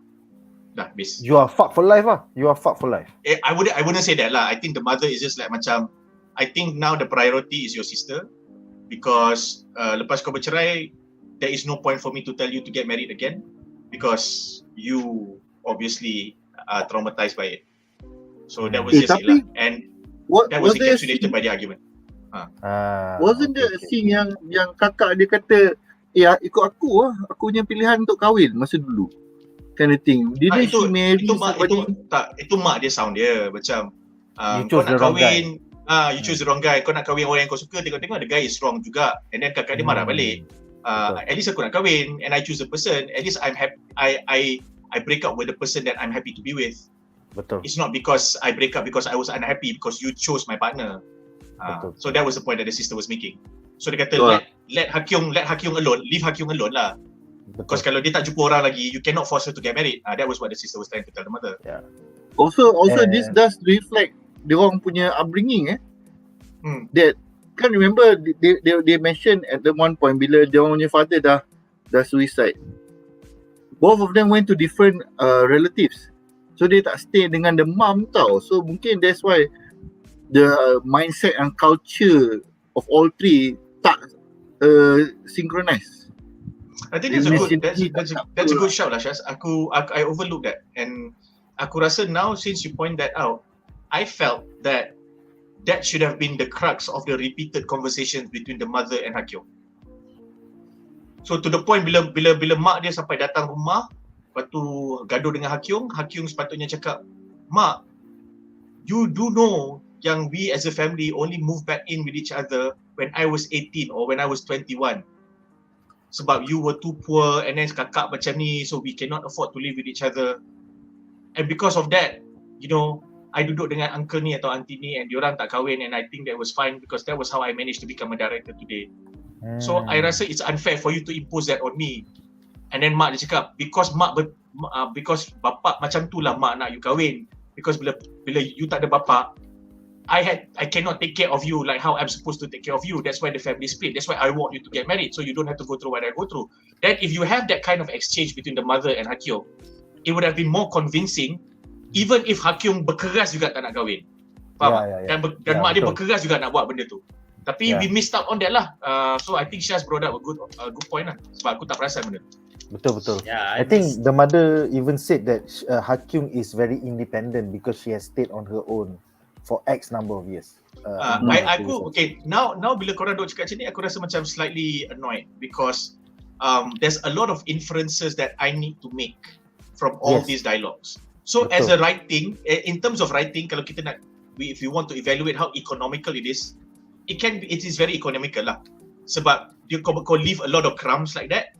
Tapi when you are not letting the crumbs lead to somewhere, and the crumbs are all over the place. So sometimes I will be following crumbs that lead nowhere, and then I just forget about it, or I leave it, or I don't even pay attention to it because I wouldn't know which crumb to follow. So dia too bad lah, sayang lah. Tarmizi? Cari jodoh. Actually, I mean, the culture of arranged marriage ni is still being practiced, dan ialah macam awal-awal tadi, Sino culture, South Asian culture, even macam Middle East, they still practicing marriage for second marriage. So when I was working there, macam orang kahwin bini 2, 3 tu, dia buat majlis macam majlis bini pertama. So benda tu biasa. But tak, sebab diorang macam social very limited. So the only way macam let's say single mother ke ataupun anda tu nak find maid spouse is through arranged marriage. Memang terpaksa sebab macam dia tak ada tempat yang macam untuk minggu-minggu tu. Okay. So, tak ada mamak tak, their society just built that way. Dia macam kalau kat kedai makan dia ada section family. So hanya family saja duduk bersama. The rest is all male or all female dekat sama. It's a very, female tak boleh keluar pun. Betul. Rasa pelik. Dunia tu agak pelik. It seems like a sci-fi pada aku. Bagi kita very pelik lah. Aku tak tahan tu. Aku duduk seminggu, aku rasa teramat steam. Kau duduk mana seminggu tu? Tak ada simulation. So pelik. Aku duduk 6 bulan. Aduh. Oh my god, gila babi. So I mean watak mak dia mencari jodoh ni, I know she meant well, and karakter benda ni wujud in real life apa semua, but as a macam aku punya personal feeling, jadi personal rant lah. I sebenarnya tak suka sangat macam, I mean, I think maybe mak dia from the previous generation, Gen X ke Gen Y ke apa-apa semua, and maybe macam bila kita jadi orang tua, maybe will be quite different in our thinking. But macam sepatutnya marriage ni, dia whether you arrange or you cari sendiri, the parti yang terlibat tu seharusnya macam reda dengan the circumstances. If macam this is culturally acceptable untuk arrange marriage, maksudnya you trust your parents to make that decision lah, choosing the best spouse for you. But if macam you dah macam modern, urban, so you rasa macam decision tu has to be made by yourself, then I berpendapat that we have to respect that. Sebab kalau you tak respect that, you just nak hammer your points where macam sekarang ni macam it's not like a question whether you will be more happier kalau kau kahwin dengan A instead of B. Sekarang ni it's about you will be happier ada husband rather than being single. So decision macam tu is supposed to be macam the individual yang merasainya yang akan tanggung the consequences tu, macam decide for his or her own. Sebab kalau tak, kau cuba force of it, and kalau fail, will you be accountable? You choose wrongly? Betul. Aku ada anekdot yang menarik. One of the persons yang aku kenal masa kat universiti, kawan jauh lah, so dia punya view of kahwin Laki lah? She's a girl. Oh, okay. Girl, that was the interesting part. Dia ada one guy tu, dia kenal lama, so parents nak arrange marriage lah. Dia ni orang baik, she kenal also, she pun kata dia ni orang baik, tak ada, there is no like dispute, tak ada apa. Tapi dia macam nak cakap, but I feel like I need to, date around, kenal orang, everything. So they discuss, okay macam ni, kalau by certain days I tak jumpa more suitable person, kita kahwin. Ngam-ngam dia reach that age, dia agree to get married. Simple as that. Sebab dia lain-lain dia tak cari siapa-siapa pun, okay lah. Why fight over this kind of thing? So in the end, it is really a matter of yang cari jodoh ni is really depends on your culture, and then adakah orang tu setuju ke tak. Honestly, mak aku pun sampai sekarang cakap, Shaz, I find out you someone, I feel like, no, I don't think I can accept that. I cannot. It's just tak boleh, it just not go. Even somebody who's into gampla juga. Wow, tu bahaya bro. Tu bahaya. Kau tahu bahaya kenapa tak? Nanti kan orang, parents datang kan, buka fridge, ada tweezer, ada dia punya gampla tools, ada gampla kit yang baru basuh nak bagi kering, macam like, what's this? Where is the food? Kenapa ada benda-benda macam ni? Mizi, itu okey lagi. Jangan parents in-laws datang nak jamu dinner, diorang buat kit ramen dengan kit nasi lemak dengan ayam masak 3 rasa ke ikan masak 3 rasa. Tapi serious tau. They actually have a cup noodle plastic model tu tau. It's like, apa gila? Lepas tu ada lobster, ada tak apa-apa lagi. Allah. Nick, aku rasa Shaz punya anekdot tadi macam my best friend's wedding. Lebih kurang, ya. Oh ya ke? Well, best friend ni wedding ni apa? Is a movie, is it? Ya. Tak pernah tengok. Movie Julia Roberts berlakon. Oh, Julia Roberts, Cameron Diaz. A very one of the chick flick. Yes, chick flick. classic. Aku menghala banyak ke gaming side ke tu. Basically the story was dalam Western ni banyak kurang. Shaz, basically dalam cerita tu, Julia Roberts dengan best friend dia, Julia Roberts' best friend is a guy. So she has had a crush on the guy for the longest time. Tapi mamat tu akan ada jumpa orang lain. So masa mamat tu nak kahwin, Julia Roberts kena masuk AJK ni lah. So kononnya diorang macam ada deal. even though mamat tu cakap secara gurau lah, okay lah kalau kita semua both of us cecah 30 usia 30 tahun tak kahwin, kita kahwin lah. Sebiji plot siut. No wonder macam macam petik. Tapi so macam lepas tu Tapi, nanti mamat tu go ending ahead dia lain cari tau. orang. Ending dia lain lah. Yang kau cakap tadi dia ending- bersama. Ni macam dia ingat dia akan bersama tapi tiba-tiba dia nak introduce fiancé dia dekat best friend dia. And fiancé dia macam nak jadi best friend dia juga. So ajak dia jadi maid of honor macam tu. Dalam fiancé dia tu Cameron Diaz kan. So macam lagi dia self-conscious. Macam aku Erin Brockovich, okay? I suck 640 dicks, okay? I had boobs. Tapi macam aku kalah dekat Cameron Diaz. Dia stress. Kau tak boleh lawan. Diaz, Ni Cameron Diaz zaman The Mask ya. Cameron Diaz yang masih cun-cun. Masa muda. Baru like 5 years after the master aku. Yes. My wife baru tengok the China Mak kata remake Jim Carrey. for My Best Friend Wedding. There's a China remake of There's a My China Best Friend remake starring Shuki. What the? Payahlah. Ini semua alasan kau nak tengok Shuchi je. Bukan Shuki. Aku tahu Zizi. Kau dah mengaku kat lagu. Dia sama macam One Piece. Okay, aku baru je nak buat lawan racist tapi aku tak jadi, tak apa. Okay, tak apa. Alright guys, so dengan itu berakhirlah 3 plot menarik tentang Forecasting Love and Weather episod 9 dan 10. Sekarang kita bakal membincangkan harapan kami bagi episod hujung minggu ini. Alright, jadi apakah harapan anda untuk episod hujung minggu ini? Kita dah dispoilkan bahawa akan ada accident. Aku tak nampak pun accident tu. But yes, harapan korang. Kita mulakan dengan Jamal, silakan. We are at the point where somebody is going to Jeju for 2 months. Somebody just walked out of another relationship dan tidur dekat sauna. So what's next? Silakan. I hope Yoo-jin is defended by somebody. In a way yang akan lead to Ki-jun sedar.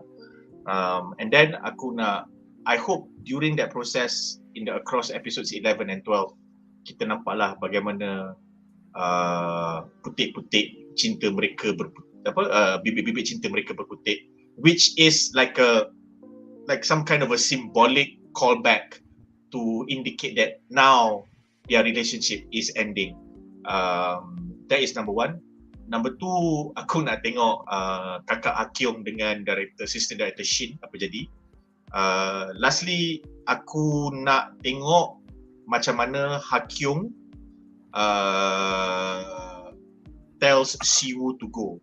Sebab one thing that I am holding out for but I am not expecting to happen is the fact that one thing yang aku perasan adalah bila Ha-kyung dengan mak dia gaduh kat dalam rumah tu, lepas tu Ha-kyung cakap kat mak dia, I tak nak kahwin, mak I tak nak kahwin.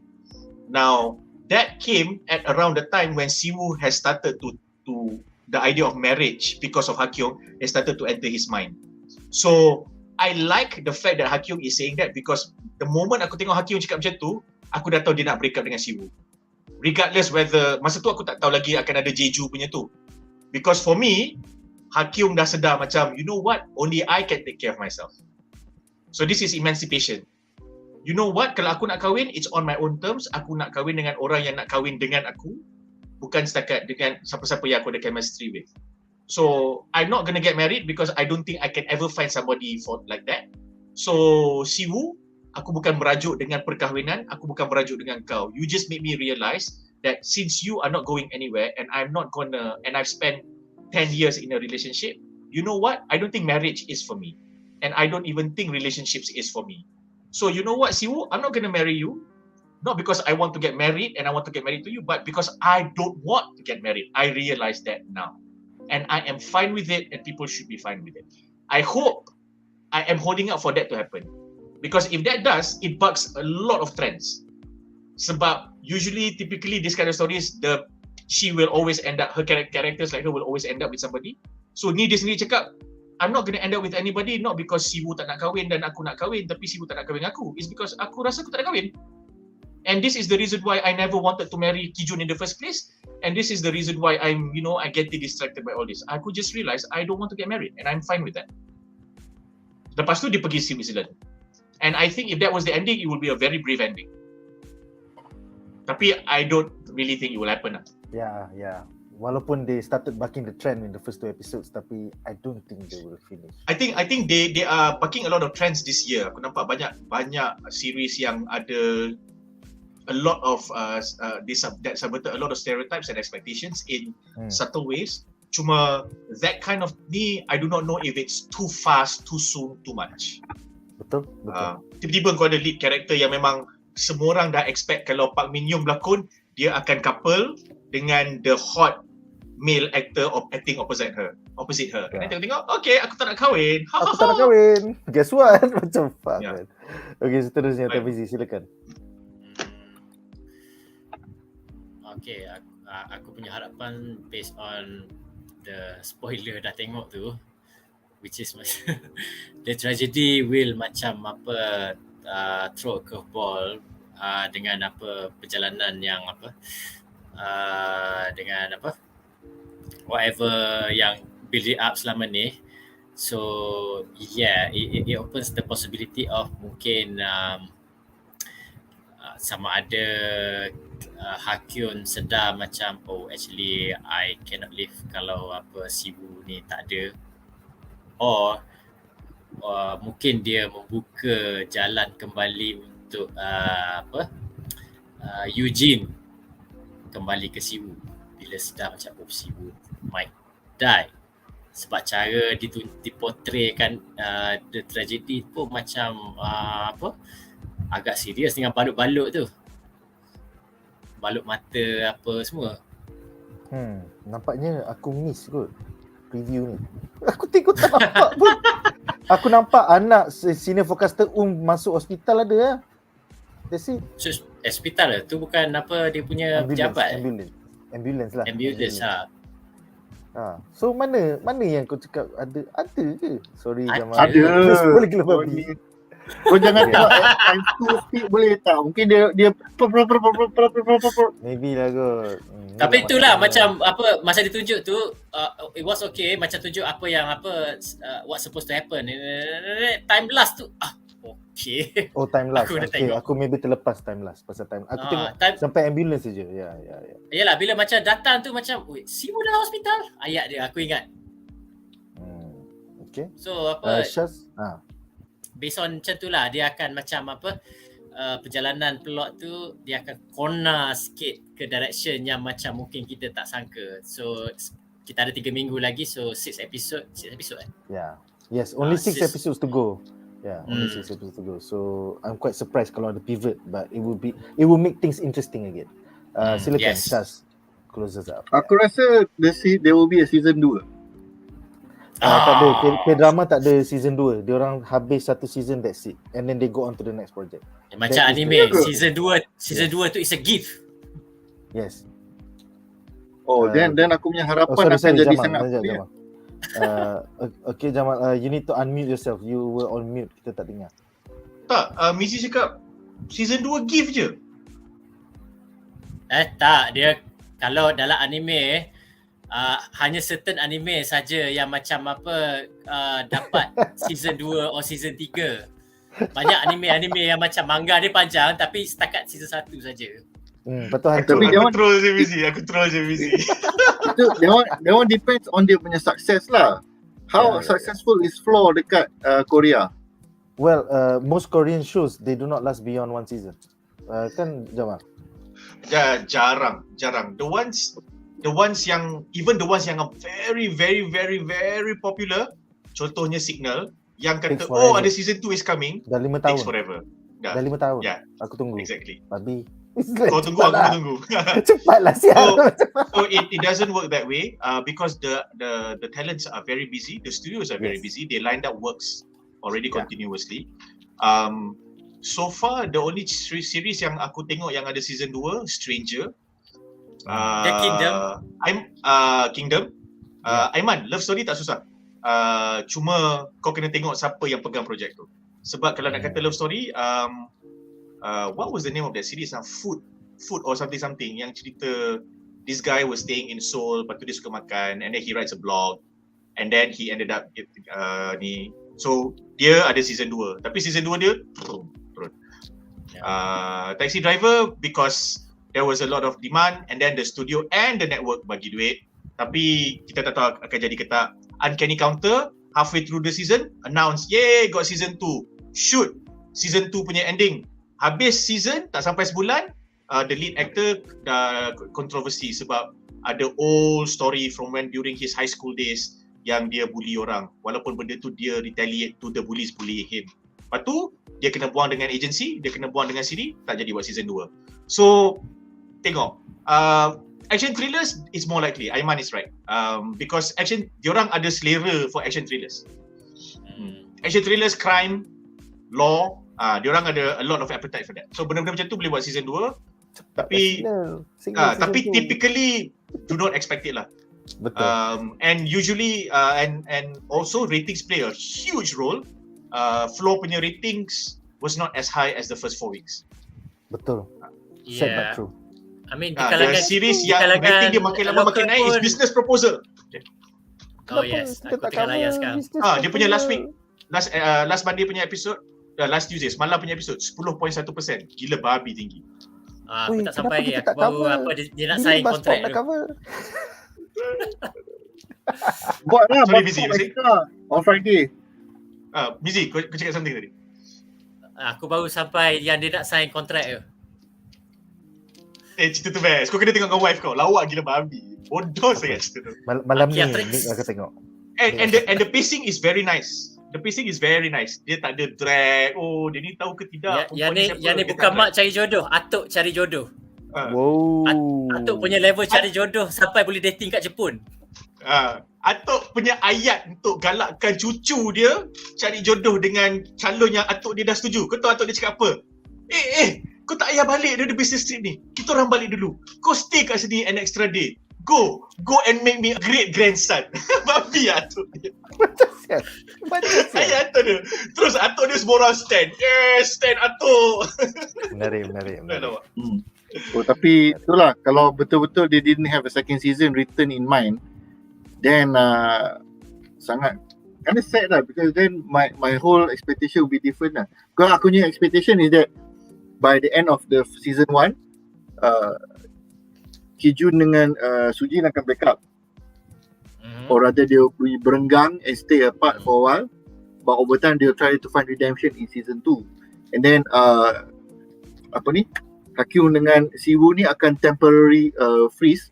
So basically there is the main character lead and the secondary leads will be on temporary freeze sambil the side character resolve dia punya plots.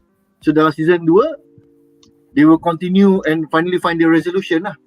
We only have 3 more weeks to go. 6 more. Kalau macam tu that is the reality of it. Tapi kalau nak pakai kau punya direction tu kan, I would introduce a third suitor. Yelah. That will be in season 2 lah. Dalam season kedua lah tu. So sebab kita tengok akak cry baby tu dah minat-minat lah tu. Dia jenguk. Lepas tu tengok makcik tua ni dah tak layan kan. Kau tak suka dah kan? Akak cry baby tu memang subplot C. She will never be in subplot A or subplot B. Okay? Never. I know, but that's the thing. Sebab dia sebagai subplot C akan menyebabkan Ha-kyung tiba-tiba rasa jealous. Siapa pula Bina ni duk nangis-nangis kau feel tu dah kacau aku punya orang yang aku dah tengah suam-suam ni kan. Aku rasa dia takkan ada shooter baru. Dia takkan ada shooter baru atau lain lah. Sebab shooter hanya dalam Thor. I think kalau macam tu kan, I think apa lawak Scandinavian ni babi? Aku berjaya buat lawak Scandinavian pertama aku. Yes. Sial. Shooter. Shooter. Okay, anyway Shaz. I'm not sure if it's going to happen next week. Yeah. But I suspect there will come a scene where Yoo-jin akan visit Si-woo. And then diorang akan cakap for quite some time. And somehow they will find a solution to dia punya existing problems. Tapi kalau nak ikut timingnya, aku rasa mungkin itulah. Mungkin the next 3 episodes there will be the mencari jalan, and then the last 3 episodes will be them both of these couples akan reconcile and or resolve dia punya plot points lah. It will be funny kalau within the next 1-2 weeks Ha-kyung akan berjumpa balik dengan Ki-jun. Yeah. Not Ha-kyung yang cari tau, tapi Ki-jun minta tolong sebab dia dah macam like dia dah bersepah kepala dah ni. Dia nak tanya siapa lagi dah. Takkan nak tanya yang director, oh dia dah ada kahwin sebenar, dia tak peduli. Si Mamat yang senior forecaster tu dah kena maki dengan bini pun tak keluar juga. So aku rasa kan, since you mentioned that, I have a feeling that instead of Ha-kyung helping Ki-jun, I expect to see Siwoo helping Yoo-jin more. Yeah, most likely that is going to be the case. Because Siwoo will not let Yoo-jin. Yeah. Sebab Siwoo dia jenis yang okay, aku dah settle dengan kau, aku settle dengan kau. So aku tak benci kau, aku tak suka kau punya husband je. So he will not like to see Yoo-jin in the predicament In that she is in. trouble. Yeah, betul. I can foresee that. Yeah. Tambahan pula dia tu dah dapat tahu, Siwoo punya current situation. Teruslah dia macam like, oh my god, aku kena pergi visit lah, that kind of thing. So yes, I have a feeling that will happen. There will be a conversation between these two, and then dia akan cari, or rather Yoo-jin akan figure out what to do lah. But yang aku paling really nak tengok is how does alamak short sikit siap. Ki-jun lah. Ki-jun ni dia nak cari siapa? Because dia dah finally, all the problems have finally come to a head tau. This is dia punya next challenge moment sebab Yoo-jin is at the point where aku tak sure. Aku dah tak peduli. That is a critical moment tau. So at this point of time, dia akan ada a period of time where they need to figure out what to do. So most likely Yoo-jin akan jumpa dengan Siwoo akan talk things and everything. Lepas tu macam like, oh tak apalah, why are you here? You should be your husband. Oh, kita sebenarnya temporary separation. Macam like, huh? What? Aku dalam keadaan macam ni, kau datang cerita benda macam ni kat aku. Kau tak malu ke? Whatever kan. But there will be some conversation on that. So then Ki-jun akan cari siapa? Ini soalan yang paling menarik yang kita nak tunggu. This is probably my harapan ni lah. Because we know there will be a resolution. Yoo-jin dengan Ki-jun, whether they break up or not, it will not be left to be like this. But Ki-jun akan cari siapa? Ini soalannya. Most likely paling ni is Ha-kyung lah, sebab dia ni macam tak ada kawan manusia lain pun. Yes, betul. Tak ada tau. Sad but true. I think we are very workaholic nak macam mana. Alright guys, so aku rasa dengan itu berakhirlah perbincangan kita tentang forecasting love and weather malam ini. Terima kasih kepada para panelis kita, Shaz Kaki Anime, Tarmizi, Hidden Gem Horrorist Obscura, dan Jamal Raslan, Couch Potato, Goreng Balado. So, apakah harapan korang? Macam nama boy band. Macam nama boy band. Apakah harapan korang untuk floor hujung minggu ini? Tell us in the comment section below. So, itu sahaja untuk minggu ini. Join us tomorrow di mana kita bakal membincangkan trailer breakdown The Boys Season 3, dan juga hari Jumaat nanti di mana kita bakal membincangkan bedah spoiler untuk filem The Batman. Majalah fandom kita negara. Batman komik aku. Bye. Bye guys.